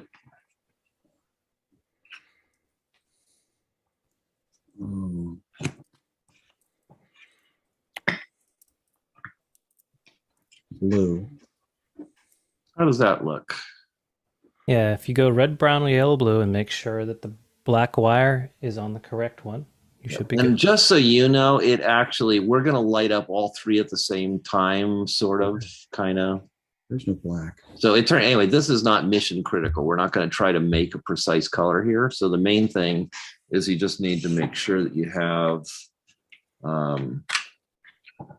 the ground correct. Yeah. The only one that really matters is ground, and then 3 other wires that are, whoops, where'd we go there? I think that looks correct. Yeah, there we go. And now we're going to be wanting some tape in here. What we're going to do is push the LED through the hole, and the wires are going to come off to the left. Yeah, the left. Right. So this guy's going to go in, push through there. I'm going to fold those wires down. And peel back some wires because we're going to use those somewhere else. So fold the leads? Yeah, just fold it over and tuck it down. Tape if you got it, I hope. Are we supposed to have painter's tape? Scotch tape, masking tape, any kind of tape. So yes, sorry that. Yeah. Gaffer's tape. Sorry, Gaffer's tape. I got that. Okay. I looked down. So we're bending the wires on the LED. Yes. Copy. And just when you bend it, try to make sure that the sockets are still connected, that when you bend it, it doesn't. Snap them. No, everything's really, don't worry about that. It's just if while you were moving it, something came off and you taped it, then those electrons. What I know about electricity is what my mom told me. She said, Roger, electrons are like little cars driving on the road. And if the road's broken, then they all fall off. They run all over the floor, but they're invisible and you can't see them. Tape. That was not in the instructions. Be right back.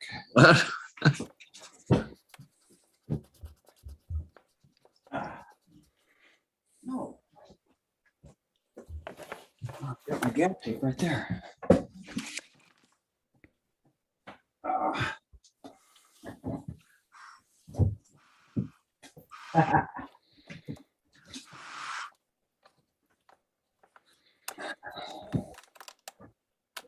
Appropriate. And when we tape it, we don't want to cover up the ground black lead, right?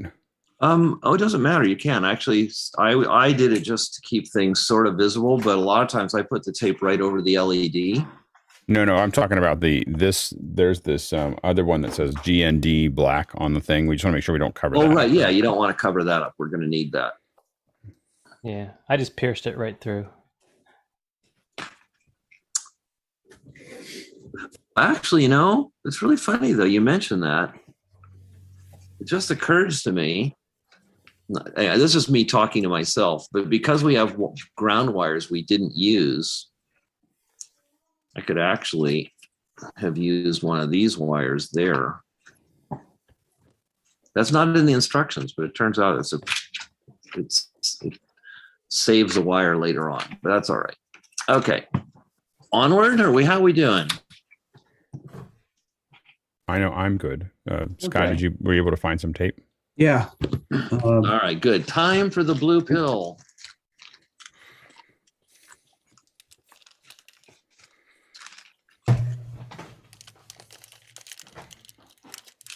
And there's the blue pill.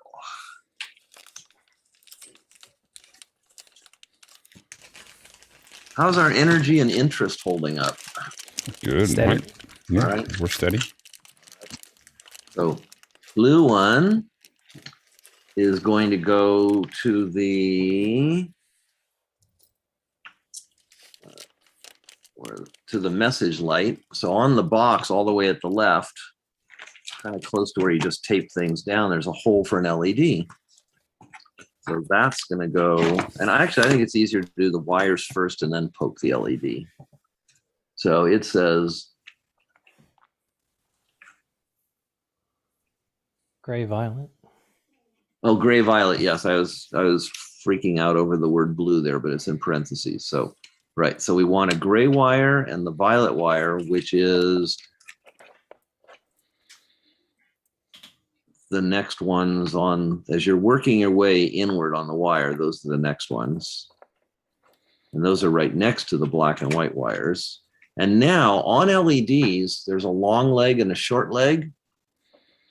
And the the short leg. So this is a little bit weird, like electronics. There's an ugly history to electronics with strange things along the way. But, well, it's like one of them is current flows, electrons are the current. And so current really goes from negative to positive, but all the drawings are the other way. But anyway, on the RGB LED, the long leg was ground, but on every other LED, the short leg is ground. So you want to plug it in with the black on the short leg and white on the long leg.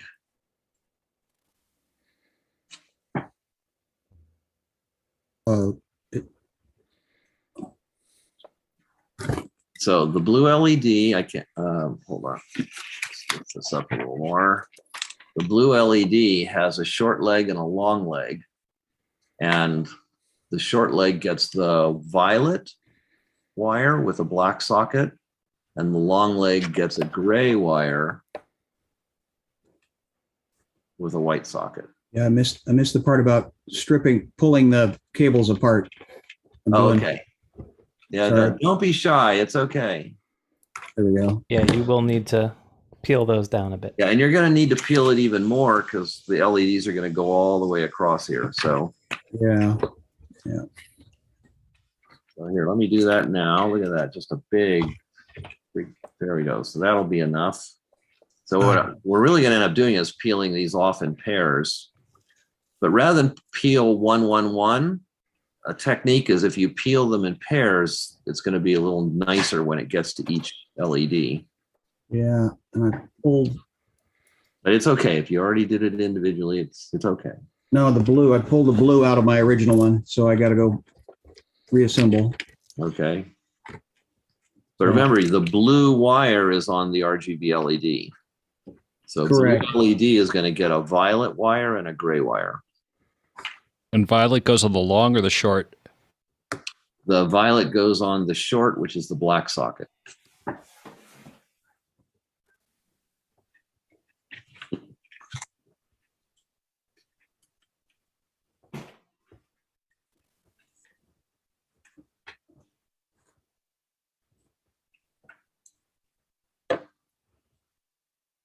I'm sorry, please repeat what you just said. Oh, the LED has a short leg and a long leg. Yep. Blue. And yep. on single LEDs, the short leg is ground. That's the black. Right. And so short leg gets black and long leg gets white. Which is color gray. Violet is a black socket and gray is the white. Yes. Do those snap? They do kind of. Because mine keeps pulling out. Oh, well, that's why I said kind of. Got it. Thank you.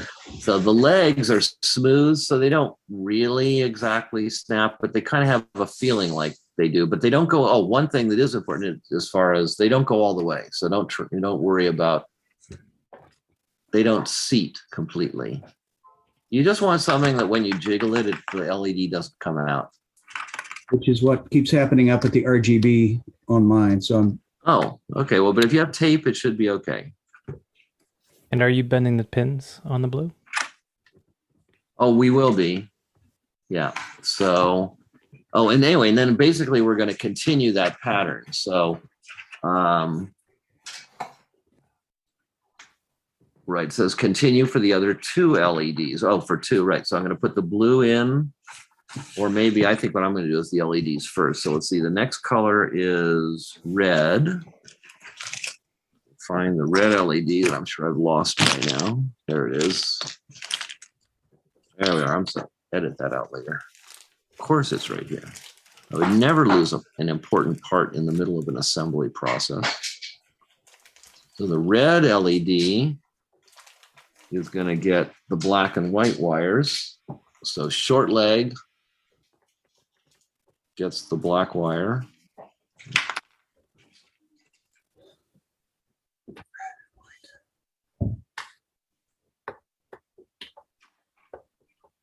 Oh, got it.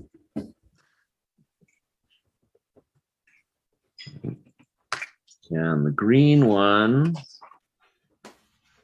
is going to get the brown and red. So green LED, where'd you go? There you are. Green LED. Green LED. Short leg. Black wire. This is kind of like the tiny screws. Yeah, it is.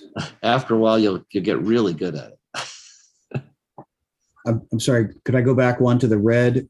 Red cable goes to the red LED. No. Goes to the long. So no. So the brown and red wires went to the green LED. Yeah, I'm back. I'm behind you. Furthest. Those are the. I'm sorry. Those are actually closest. So now we're working on the other side.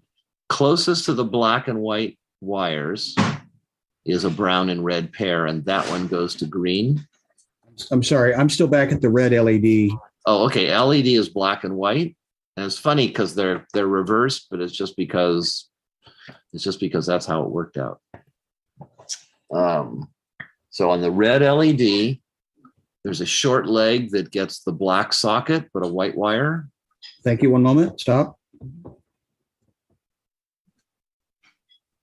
Okay. I now have the black and white cables. I have the red LED in my hand. And now repeat what you just said. I apologize. That's all right. No worries. And then the blue LED. No. Oh, sorry. Red LED in my. I was just doing all three. Got it. So I did all three LEDs. And green is attached to a red and brown wire right next to the black and white one. That's a better order. So we've got green with black and brown, we've got black and white, and then the next wire pair is violet and gray, and that goes to the blue LED.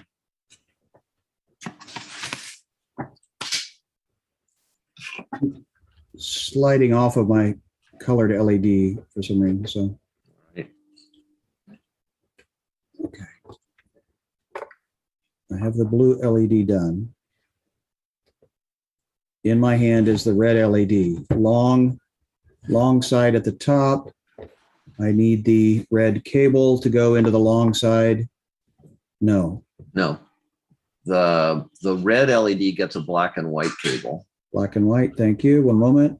Black at the top. Okay. Black on the long leg, white cable on the short leg. Got it? Right, white socket on, or yes, correct. Black socket, white wire.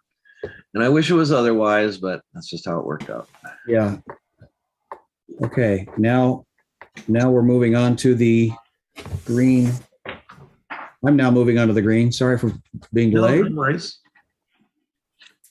And I'm looking for a green. The green is the brown and red wire.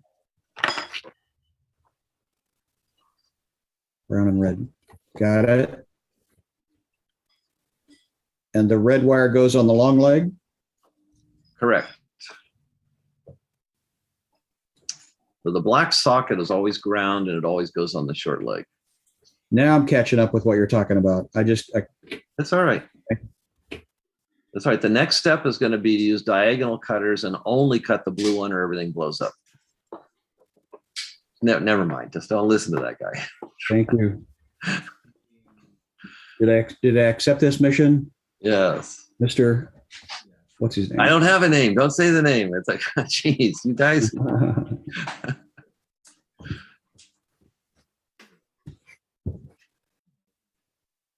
And there's only two.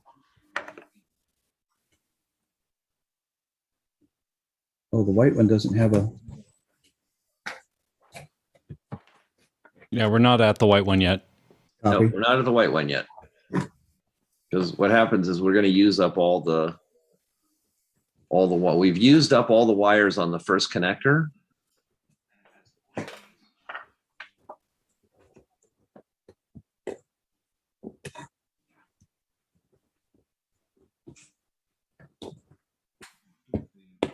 Oops, sorry, I think I was blocking. I don't even know how you would use the MakerBit without the MakerBit. I feel the same way. So there is an answer. The serious answer is the MakerBit Foundation really is totally focused on projects that you can do with just the MakerBit. So for instance, I could show a heart, a happy face. I could do rock, paper, scissors. And so we would each have one and shake it, and then it would randomly pick and then show show it on the face. Right. So they have a whole series of projects for kids that use just the MakerBit. Right. But you run into a wall. And so educationally, I'm a believer in a paraphrasing of Seymour Papper's low threshold, high ceiling. So the idea is that it should be easy to get started with something, which is true with the MakerBit. And he also said there should be a high ceiling. It should be possible to do complex things. Like think about Lego, right? Easy to start and you can build anything you want with it. The paraphrasing is that there should be a low friction path all along the way between the low threshold and the high ceiling. So if you go to MakerBit.com and look at their activities that are just the microbit, they never go any further because they don't want to say, oh, now you need this other thing. But it means there's no high ceiling. You run into a wall. When you add the MakerBit, we get the easy on-ramp of a microbit, but it's the complexity possible is quite quite impressive, as evidenced by the tally light we're building. I would consider this, I mean, in all fairness to you guys, I would consider this a complex project.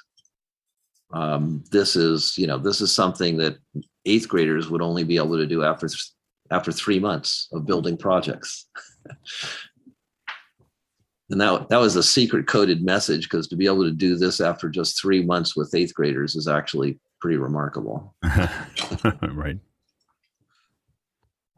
How are we doing? Are we okay on the LEDs? So far, so good. Oh, okay. All wired up. Okay, excellent. So now what you want to do is just look at the labels on the box, and it says blue LED, blue, red, green. We're going to do the same thing you did before. We're just going to poke that through. What's the first one? The first one says blue LED on the left. And just kind of do it so the wires, when you fold it over, sort of go to the left. And it takes a little negotiating, but by the way, again, notice the subtleties in the design. The hole that you made with the blue tool is not actually 5 millimeters, it's 4.9, so that when the LED goes in, it's a snug fit. Genius. Right, so the LEDs Clever girl. are really pretty stable just on their own. And no math required. And then, at that point, if we do, we can fold it over. Yeah. And you happen to know somebody that has those little blue knitting needles, right? Yeah, right. I'm sure on Amazon, if you were to, so here's the thing. I have 5,000 of these to use up, but then I did discover an alternative. It turns out that an orange stick manicure cuticle tool has the same diameter. It's actually 1/10 of a millimeter smaller. So this is the perfect tool, but the orange sticks that you can find quite easily do really work just as well, because it's just cardboard. Poor man's poker. It turned out my original idea was to use these, but this is like 4 millimeters and it really isn't quite good enough. The screwdrivers. Oh yeah. The wides, the part where the screwdriver shaft got squished is like 4.5 millimeters. And so a combination of doing the Phillips and then kind of reaming it out with the flat works, but it's not really as elegant. So, but someday, after all 5,000 of these are used up, only the early adopters are going to have them, and it'll be like a badge. Like if you put it in your pocket when you go to a conference, people say, "Wow, were you one of the first MakerBit users?" Yes, it's true.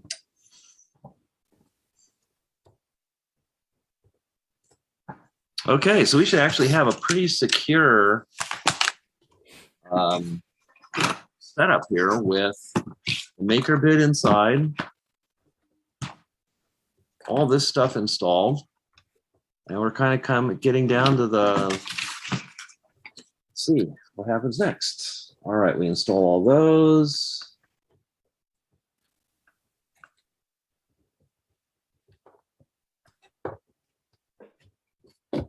All right, so the last LED in the bag with the wires. Visual field here. In the bag with the wires was a bundle, and in that bundle is a wire pair with two.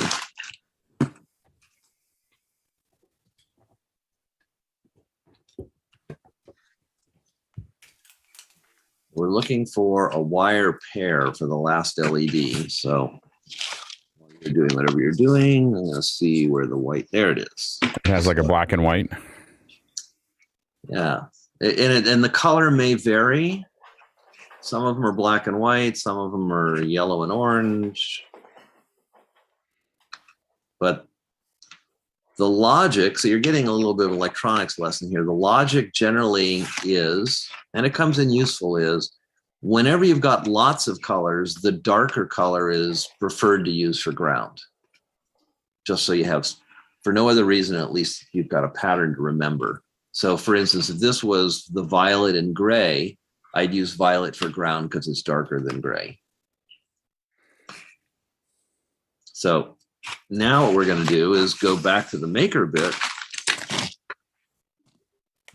and lift up the skirt here, lift up the ribbon cable so that we have access to this second row of pins. And the instructions say, connect the socket to the short leg, the other push.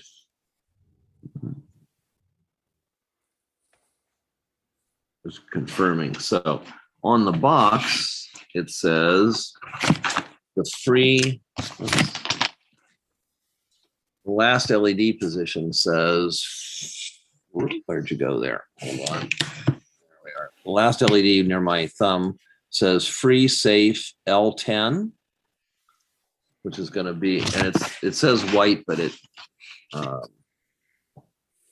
don't know why it says, well, oh, that's the color of the LED, right? So I'm going to take the LED, LED, use black for the short, but if you've got multicolors, use the dark color.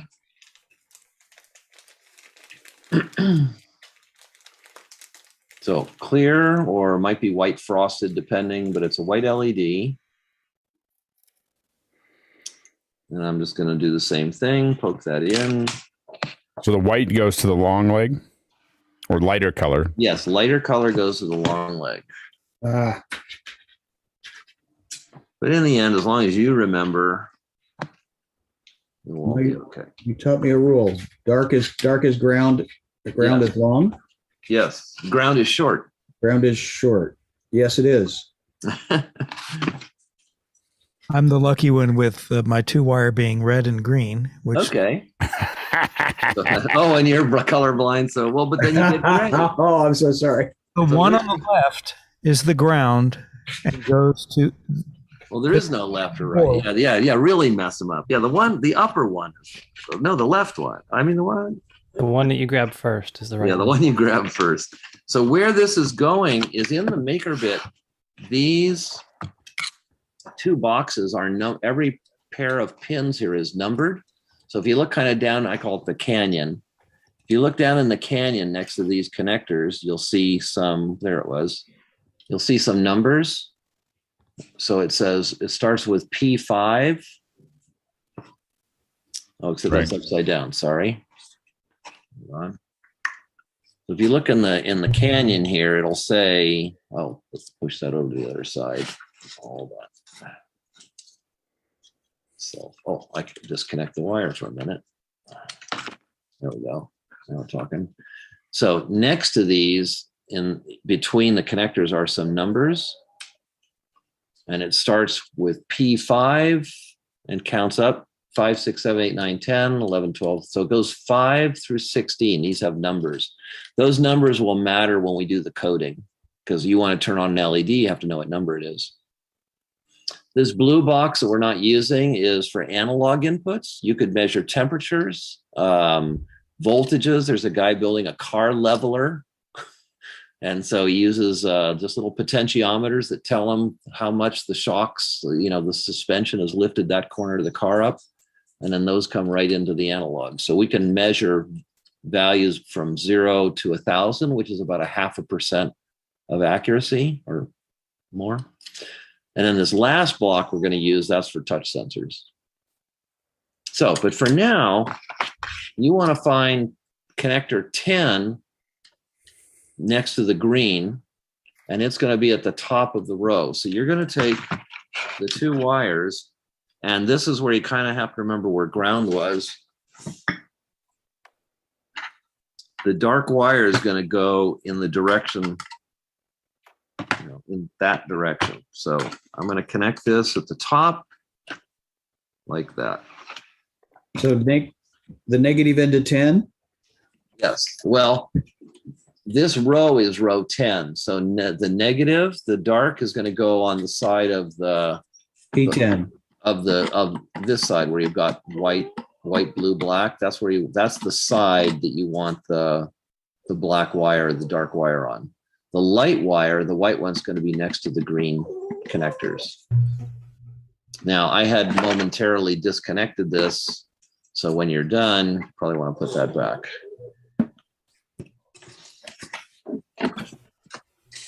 Well, since they've got numbers, I'm going to put the negative into P10 and the positive into P16. No. So if you look, P16 actually applies to the next block. So that number applies to a pair. So P16 is actually these two pins together, and ground is always on this side. It's the left side. Ground on any pair of pins, ground is the left side. Okay. Ground. So okay. These Ground numbers apply side. to a pair of pins. So you want the dark, kind of see there, maybe. There we are. Yep, there we go. Now I got it. All right. So the lighter of the two colors coming out of my white LED, the lighter goes towards the green Yes. thing in that. And then okay. Copy. And Roger, this looks correct here. Which one? Oh, Josh? This is Alex. Oh, Alex. Sorry. Oh, Alex. Here, let me pin you for a second. Oh, add pin, replace pin. Oh, yeah. Wait, accepted. Yeah, they look a little bit off. Yeah. Now the block. As long as they're both on the same pair of pins, it looks. They're both on the same pair. Okay, good. Then you're good. You're good. And there's Sky. Is that right?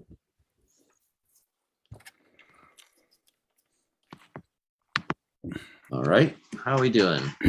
And when that's done, then you can put the ribbon connector back in like so. So what we've done is we've now wired up all of the LEDs. And go ahead and push the light in to the box. Yes. So what you should end up with is all 4 LEDs, the white in the last position on the right. So we've got 4 LEDs. We've got the RGB LED up here. See, that blue tool really is a good pointer. So the RGB LED is here. We've got all those. And then the MakerBit itself has one block in the middle and one wire pair next to the green.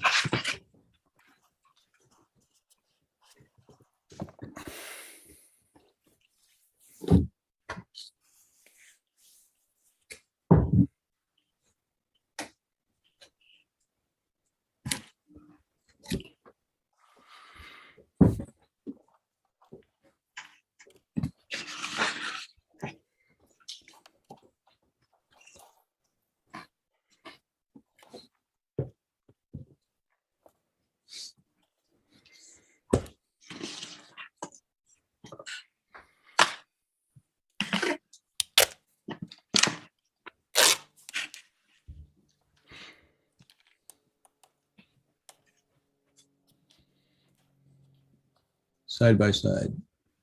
Yep. Light on the right, dark on the left. Got it. Yep. All right. Are we sort of okay? So far, so good.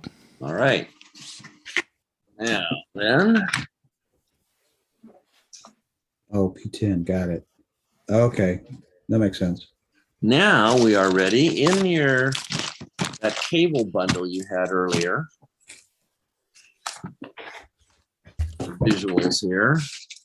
There was a ribbon cable with a gray block.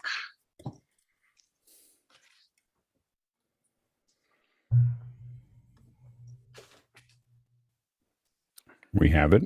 All right. I have it. All right. Copy. And on the MakerBit is a gray block. You'll never guess where that plugs in. And should it orient going towards the Yeah, so there's a key. All of these have a key, and it's going to go the same direction. Before I mount that, how far should I pull these apart? Because I found that difficult. Oh, yeah. Oh, actually, a good point. So, in fact, again, when you pull them apart, let me just take a quick look here. Let's see where it's going to start. That was really hard. Yeah, we're going to start with the red side. So if you're looking at the MakerBit like so, the red cable is closest to the word MakerBit, closest to the black. Yep. So on these ribbon cables, the red cable on the outside is always the low number. So that's going to be, and just because of the way it worked out, that we don't count 1, 2, 3, 4 to 12. It counts 5 to 16, but it has to do with the pin numbers of the MicroBit. So I didn't change anything. I used the real pin numbers that this thinks it's using. So this counts from 5 to 16. It plugs in here. There's a notch, so it only plugs in one way. We're going to go this way. And to your question, peel them apart in pairs. Ah, that helps. Right? So take red and brown, and because they're going to be right next to each other. Now, this one, touch sensing is different than an LED. And it's pretty neat, really. So to complete a circuit for a light switch, you actually are bringing two wires together to allow a current to flow. On your phone, you're not completing a circuit. Some other magic is happening, and it's called capacitive touch sensing. So the way I like to explain it is, imagine that this is a big, long garden hose, and there's a gun on the end or a nozzle that's closed, but there's no water in it yet. If I open the valve, can you kind of imagine, like a mental experiment, what happens? The water runs down the hose, and then there's this thunk, right, when it gets to the socket. Not counting air and stuff in there, but in general, you've probably noticed when you turn on a hose and there's a nozzle on the other end, there's a burst. Now, let me ask you, if the hose was twice as long, would it affect how much time passed before you heard that thunk? Sure. Sure. If the hose was a fire hose instead of a garden hose, would it affect the amount of time? Yes. So what this does is 1,000 times a second, it charges this wire up to an immense 5 volts. Maybe actually it's only 3 now I think about it. So it puts a 3-volt charge, but for a very tiny second, current flows even though it's an open wire. But within a very small amount of time, the current stops flowing. So when the MakerBit first starts up, there is a capacitive touch sensor on the MakerBit. There's actually a dedicated chip right here. And that's what it knows how to do. It can send a charge onto these 12 wires 1,000 times a second. It can measure how long it takes before the current stops flowing. And it does that when it starts up. And it says, okay, that's nobody touching anything. But when you put your finger on one of the earring backs, you're conductive enough that when it sends the 3 volts down, your body leaks off some of it. You're adding to the capacitance of the circuit. It can hold more charge because now there's a big wet human being attached. And the MakerBit and that little chip says, oh, hey, wire 5 is acting very different than all the other wires. All the other wires charged up in 27 microseconds, but that guy, number 5, man, something's going on down there. It was 270 microseconds or something. Does that make sense? It does. Okay. Well, you just learned about capacitive touch sensing, and that's how this works, and that's why each one is only 1 wire. So what I want you to do is look at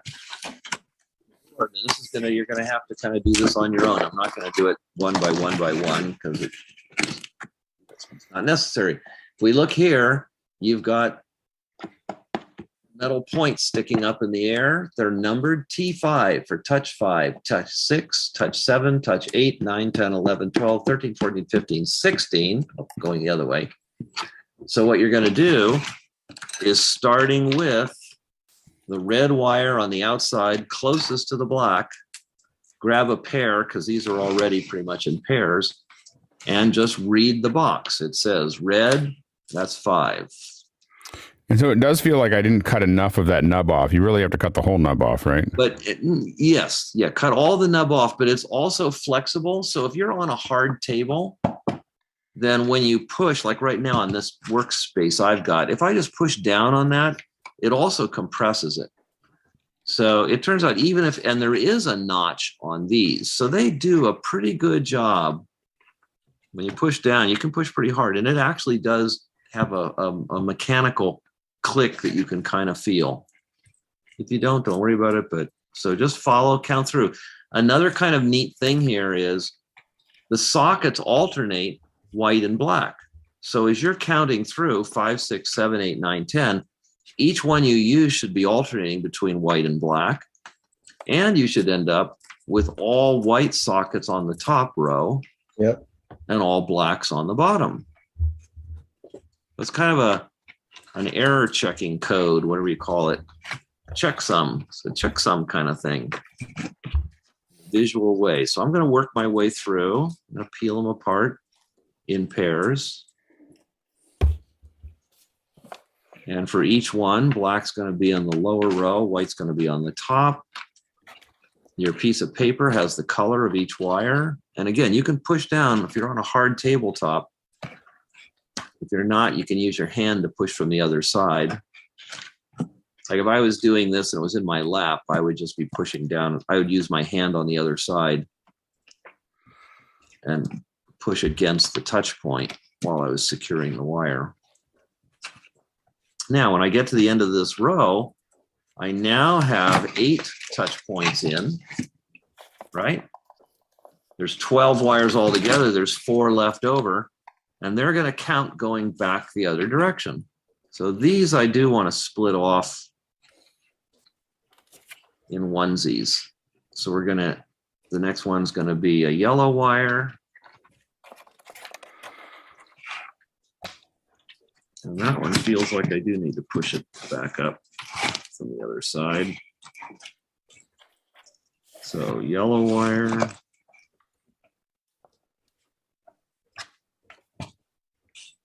Actually, I kind of like, let's kind of slip out a little bit. So I'm using my finger now on the head of the touch point, and I can push really pretty darn hard. And then red. And the last one, brown.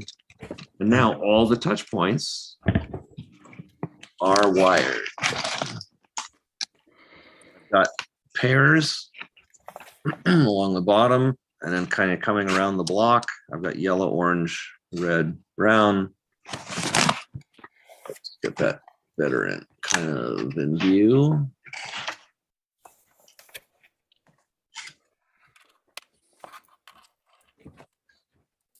And there's photographs in the documentation too. So we're doing pretty good now.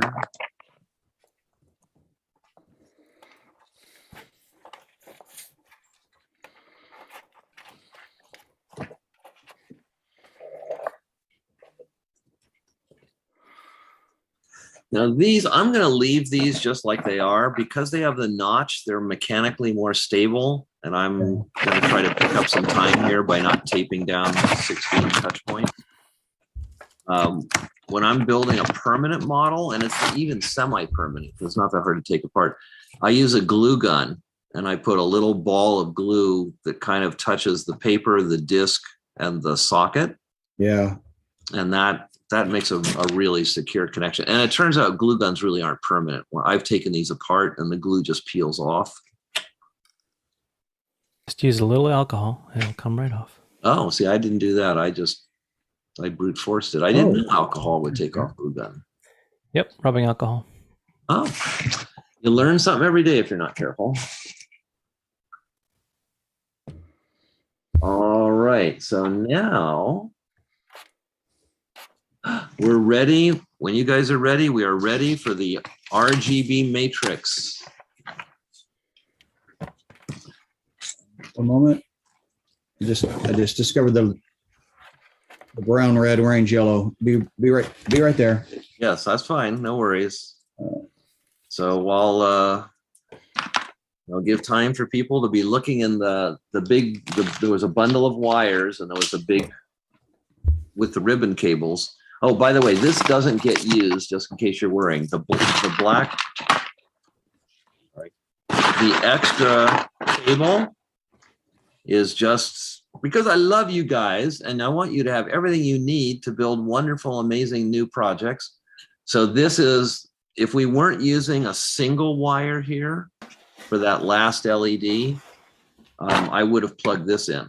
And really, I could have plugged this in and just used 2 of the wires from the ribbon cable, but I didn't. So you do not need this 3rd ribbon cable for this project.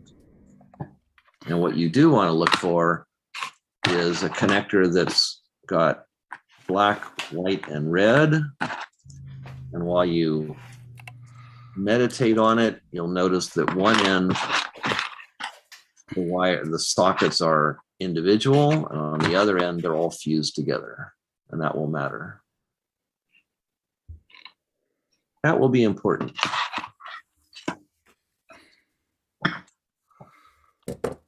The original ribbon cable still has orange and green just dangling. They're not used in the original, the first ribbon cable. Oh, right. Yes. Those were 2 ground wires that we ended up not using. Copy that. Okay. I just had dangling. Good thing to check. And then message T13, 14, 15, 16 across the top. Those also need a pin, right? Yes. So there's 12, the MakerBit can do a maximum of 12 touch sensors and 12 LEDs. And of course, there's always an asterisk where a clever guy could make an extra LED or 2, but the obvious configuration is 12 touch sensors, 12 LEDs. And a chance to be looking for the black, red, white cable, and notice which end is solid and which end has individual sockets.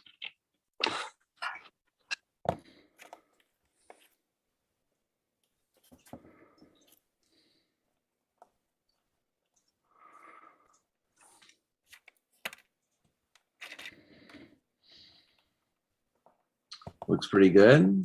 All right, so what we're going to do with that, the MakerBit, the way this, now what we're going to look at is another part of the MakerBit. So the microbit, each of these little gold fingers is what's called a pin. And so it's a channel that we can turn things off and on with a number. The first, 0, and they start at 0 because programmers and engineers like to start from 0. So it counts 0, 1, 2. Those are the first 3 pins, and they gave really big, wide contact areas. And the reason is that if you're looking around here, there we go. If you are using a microbit with nothing else at all, this is actually designed to be able to use an alligator clip. So you could actually plug, an LED into a wire on the other end of an alligator clip. The ones in between also have numbers. They go up to 16 and more, but they're too wide to try to put an alligator clip reliably on just one of them. So the idea is you can put an alligator clip for the first 5 connecting points, which are ground, 5 volts. So we've got power and then 3 pins. But we don't have that limitation and don't worry about this. But when this goes in here, Now what you have available is every pin of the microbit is now available here in a row of black, red, and white, which signify ground, 5 volts, and a signal, meaning like to turn on an LED or tell us somebody pushed a button.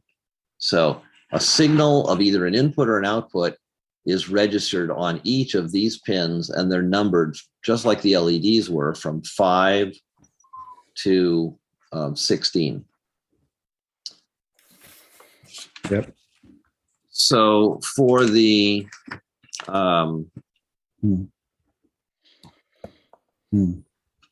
yes. Sorry, Mike's open. I'm just. It's all right. It just tells me I should pause for a second. No, I'm just perceiving things, and I'm. Okay, good. Okay, good. Those are little thought bubbles of. Oh. All right. Okay, good. And 5. Oh, right. Okay. So in this row, just pausing to read the instructions. So in this row, remember, you might remember a second ago, I said they count from 5 to 16. So 5 is going to be the set of 3 pins closest to the green connector.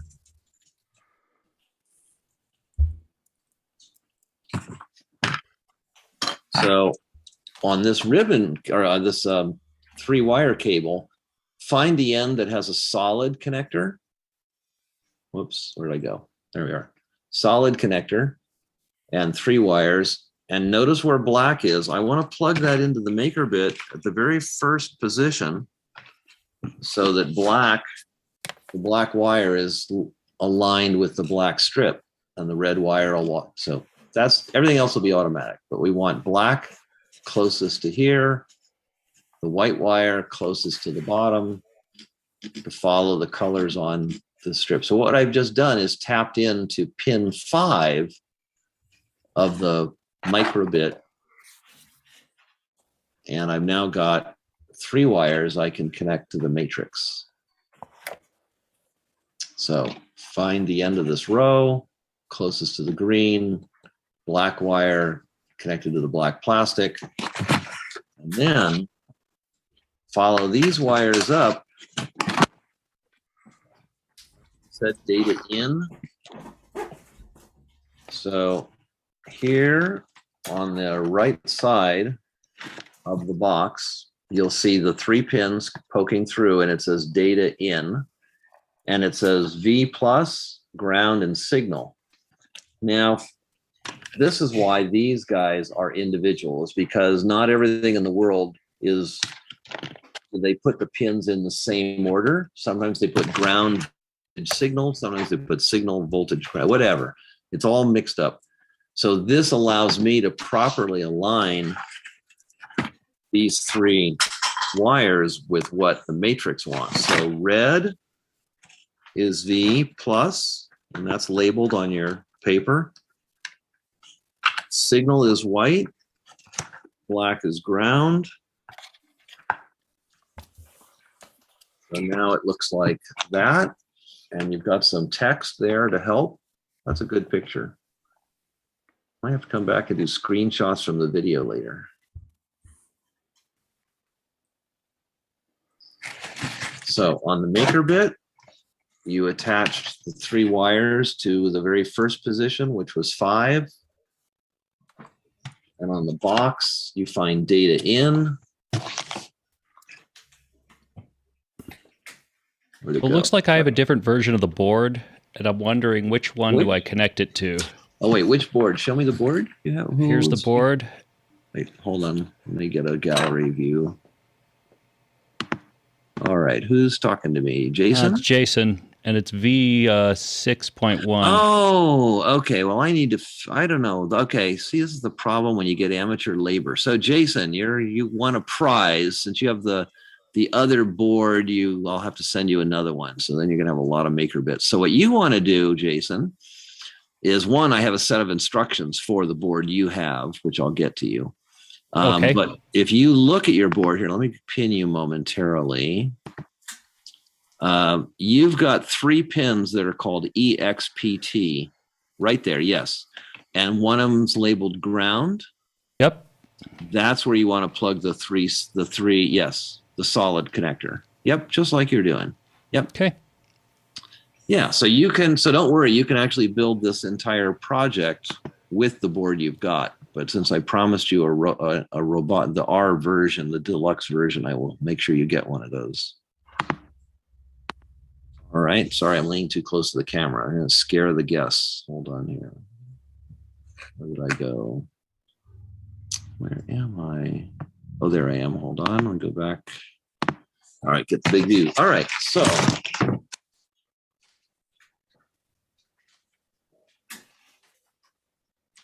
there we are. So Jason has this board,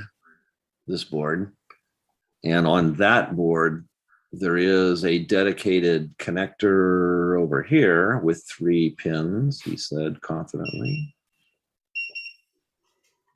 Oh, right, motor. Oh, right, yeah, there they are. So right there, there's 3 pins that say EXPT, like experiment, and that connector would just plug in there.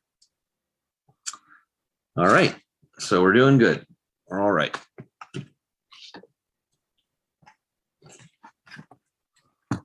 Okay, so now on the back on the box, there's actually, so now, oh, right. So now, right. So sorry. So what we've now done is attach the MakerBit to the 3 connectors of the matrix. So this matrix is now controllable. The next step, and this I might have to do some things on, but hold on, where'd the wire go? There it is. The next wire you want to find, and if you don't have this wire, let me know, because one person already told me they're missing this wire.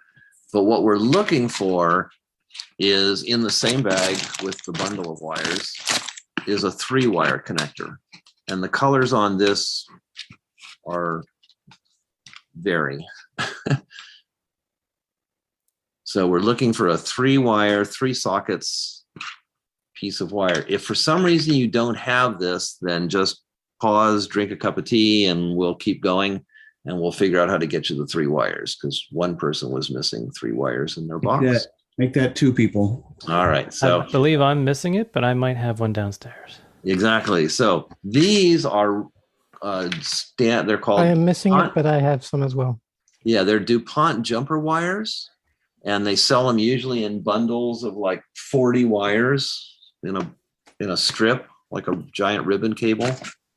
So if you do have any of these wires, and a lot of times when you buy things like servos or whatever, there's a lot of these in the world. If you don't for now, just hang tight, and then we'll figure out a way for you to send me a message. So if we do have this, then what you want to do is find the data out on the board, which is going to be right next to the LCD. So right next to the LCD are 3 pins that say data out. And if you notice, there's actually a little diagram here showing 3 wires going over to the ring. So it doesn't really matter what the colors are. You just want to make sure you follow the diagram. I'm going to use the darkest one for ground, and the other 2 don't really matter. So I'm just going to plug this in, the 3 right next to each other. There we go. So the 3 are plugged in. And now I'm just going to follow the individual wires.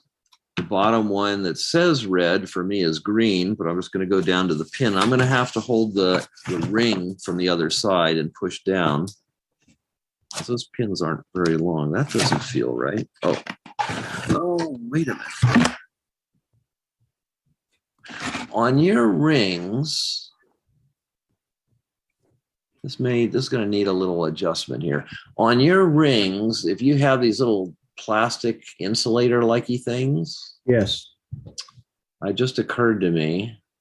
So with your fingernails or pliers, or however you want, but don't do it to where you break the ring, but you should be able to just pull that off.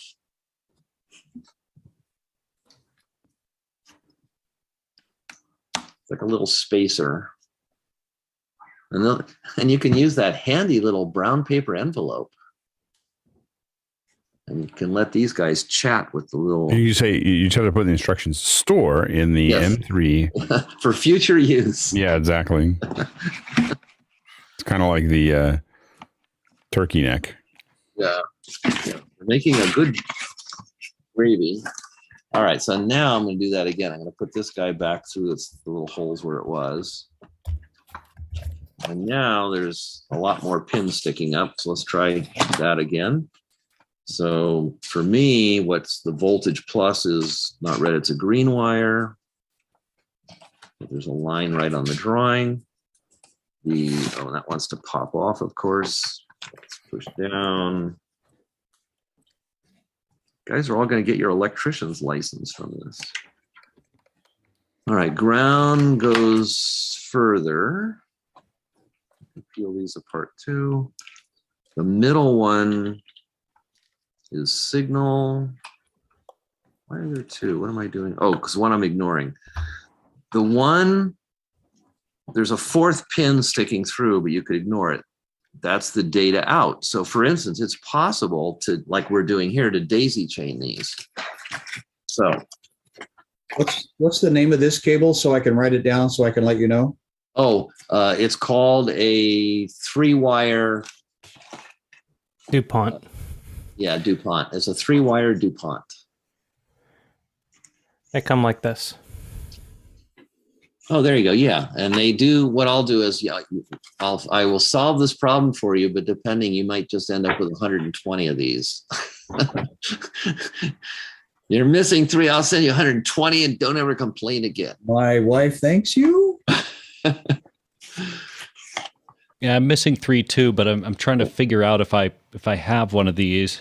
All right. For now, it's not mission critical. By the time we do the coding, I've got a week. I've got a week to get you whatever you might be missing. I do have the 4-wire still waiting. Is that something else that's in the future? Yes, that's in the future. Okay, then.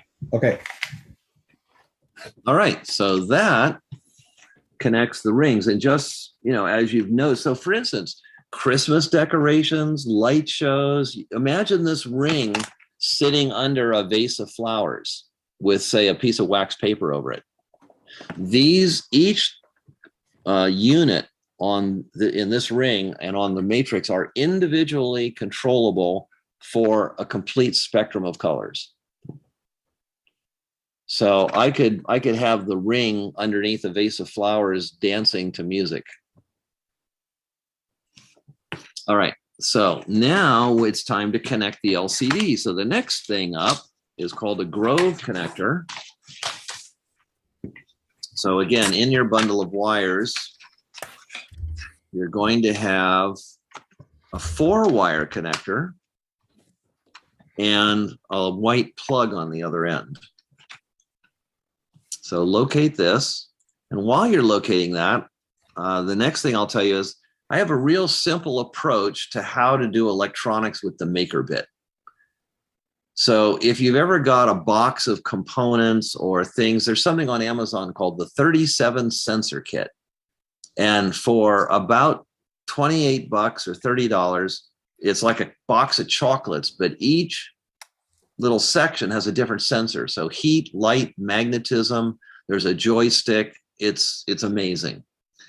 And so the way you say, well, I don't know, Roger, how do I connect all those things? Oh, it's easy. If whatever you pick up has 2 pins, you can connect it to the LED or the analog box. If whatever you pick up has 3 pins, then use the black, white, red strip. If whatever you pick up has 4 pins, then use what I call the Grove connectors. So the LCD, when you look at it, hold on, spin, spin. The LCD has 4 pins.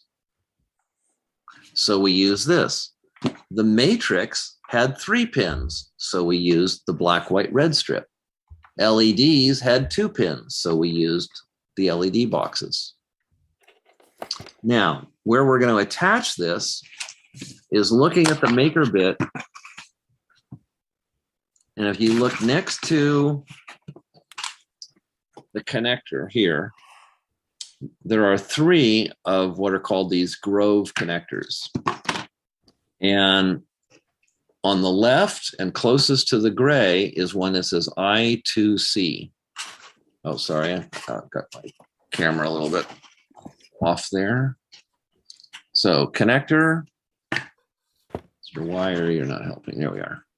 So connector, the top one says analog, the bottom one says I2C, and the one over here says IO.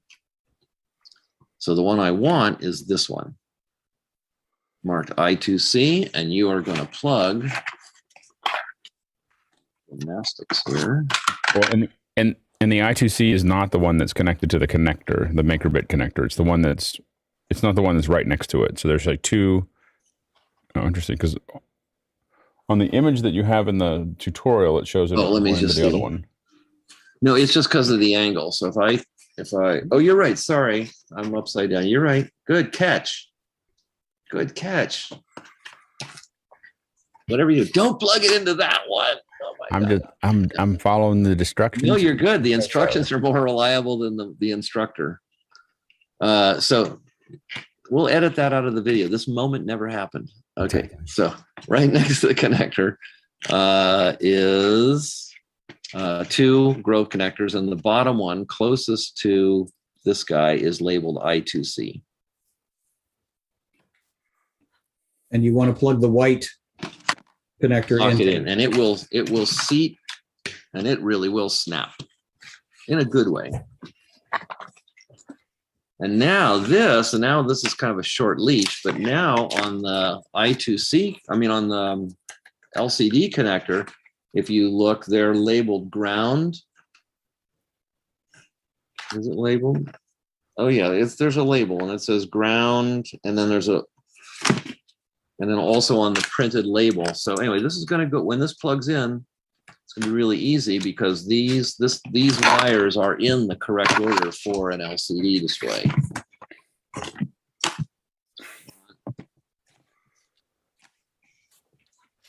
I know.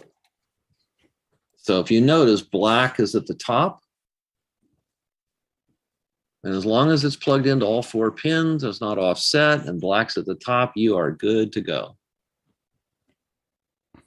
Now, something about I2C. Roger, why did you make this cable so short? Now the box is a little, it doesn't quite lay. Well, it barely lays flat, but it wouldn't lay flat if this was in the middle. And that's because of all the connections, this is the only one that's sensitive to distance. And the maximum length for I2C is about 40 centimeters. But you can put in endless, well, endless is a big word. I don't know, 256 of them. You can have 256 different components like this. Like, for instance, they have a real-time clock. Suppose you want in your tally light it to know what the internet time is, right? Suppose you want to synchronize things to a universal time or something. We can get the time over the internet, and then they have a little module that's a clock module, and you can set it. Even so that even if you don't have internet, the clock is running on the time it should be. I probably messed up that explanation, but anyway, I2C is a protocol where you can use just 3 wires to talk to up to 256 things all on the same wire. Just one connected to the next. Okay, moving along. Now the Wi-Fi module, this one I think I really did screw up, but I'll show you what we've got. And then if you don't have the right pieces, it's another thing I have to fix. So, but you do have the module. In the bag, it had the label, is something that looks like this. And this is a little wonder of technology. This is basically a Wi-Fi bridge. So this is the antenna. There's 8 pins, of which we're only going to use 4. And if you look at the labeling, camera focus, I don't know if it'll be smart enough to focus. Come on, focus. There we go. Can almost see that. It says on yours, it'll at the bottom, it says ground and TX, and at the top it says 3V3 and RX. So power goes at the top, ground at the bottom, and one is TX for transmit and the other is RX for receive. This is the part where I think you might be missing. So I'll do it here, and it's in the instructions, but I think I need to send some people another cable. Yep. Yeah, I'm missing that cable. I'm missing that cable. I think you're all missing that cable. So I'm going to be sending out a lot of Grove cables, but it looks just like the one we used for the LCD. But the difference is it has 4 individual connectors on the bottom, sockets. So this guy gets plugged in right next to the I2C in what's called the analog box. And I'm not using analog. It just turns out it's 4 pins that I haven't used yet. And then the way it gets connected, which is in the diet, there's a photograph. And I'm just going to, since you guys don't have this, I'll do it quickly. I'm going to plug ground in where it says ground. The next wire is red. It's going to go where it says 3V3. And then white is going to go next to ground. And yellow is going to go, it's kind of like the colors go together and black and white goes together. And just for reference on my board, the 6.1. Oh, it's the 4 pins, yes. What needs to happen on that one? Same thing, and I'm going to send you a link. I've got exactly the same set of instructions, but for the board you have. So you would use 4, and you actually can hook yours up. You want to use 4 DuPont female cables, and they're going to connect. They're going to connect to your board. Your board has the I2C connectors right next to the MakerBit connector. So you've got 4 pins right here, and they're labeled I2C. So you would attach 4 wires there, and then you would connect them to the Wi-Fi module according to the instructions. So ground goes, ground, voltage. All right, so I'll get you something for that particular one, but we'll keep moving just because I know but we are approaching a finish line of sorts. And that wire is called the DuPont. Oh, this one's called the Grove. It's a Grove. If you just say missing the Grove cable, I'll know which one. V Victor, GROV Victor. Oh yes, Grove like a grove of trees. Golf, Romeo, Oscar, Victor, Echo.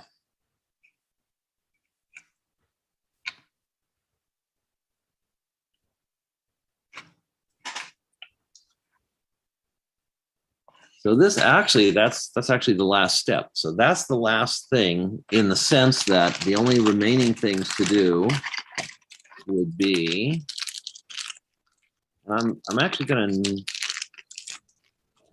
so the tricky part on this is this wire's kind of short, so it's got a limit of where you can put this. In the drawing, when I was originally using this MakerBit, I was using DuPont cables that are longer, and so you can have the board in the middle and lay it down completely open, and it's still within the 40 centimeter limit. But unfortunately, this isn't. So let's check something here. I think if you have if you have it like this, it seems to not pull too hard. So the MakerBit is kind of, turned this way, if that makes sense. Oh yeah, right. Yeah, that'll work. It'll open all the way up. Yeah, that actually works. So what we do is on the underside, good idea. So the way I do these is I've got, hold on. The problem with home labor is the quality of the work. I was talking to myself here. So you've got 3 Velcro dot pairs, a fuzzy and a soft. And so what I do, I stick them together. Put one there.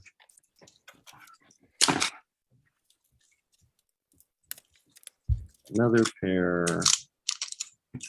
So I stick the dots together on one, and then I can kind of push it down and peel off the plastic. Actually, I'll put in the MakerBit now. And the MakerBit goes in with the words on the back side and the LED and these two buttons facing, and push that down like that. Voila. I think I did in the instructions say,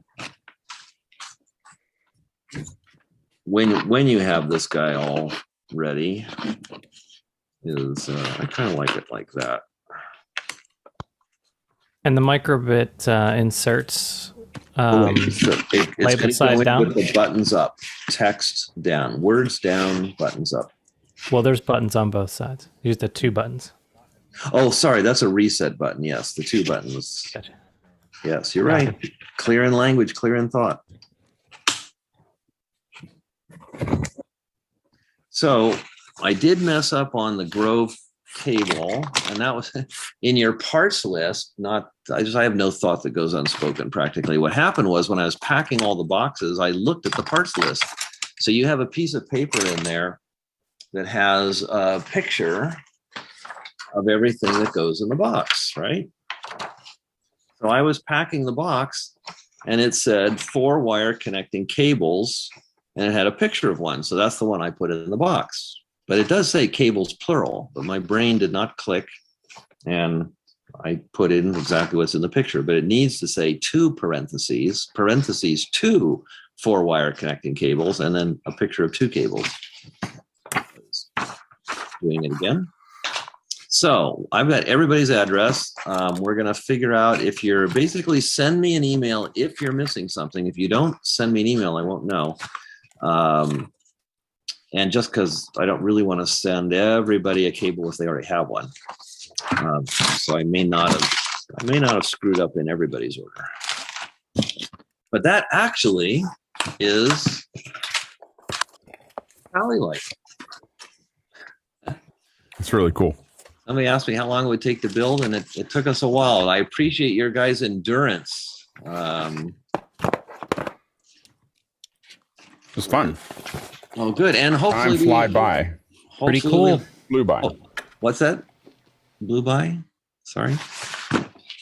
I heard time flew by. Oh, time flew by. Good. See, my hearing's going, but a lot of times I hear things more interesting than what people actually said. So it's better than the voices.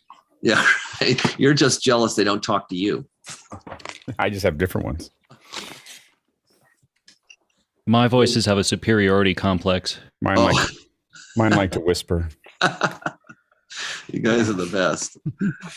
And Roger, the cable previous that some people got, what colors? I can peel those off from my DuPont strip. Which colors? It doesn't matter. If black, white, red is a nice set of colors.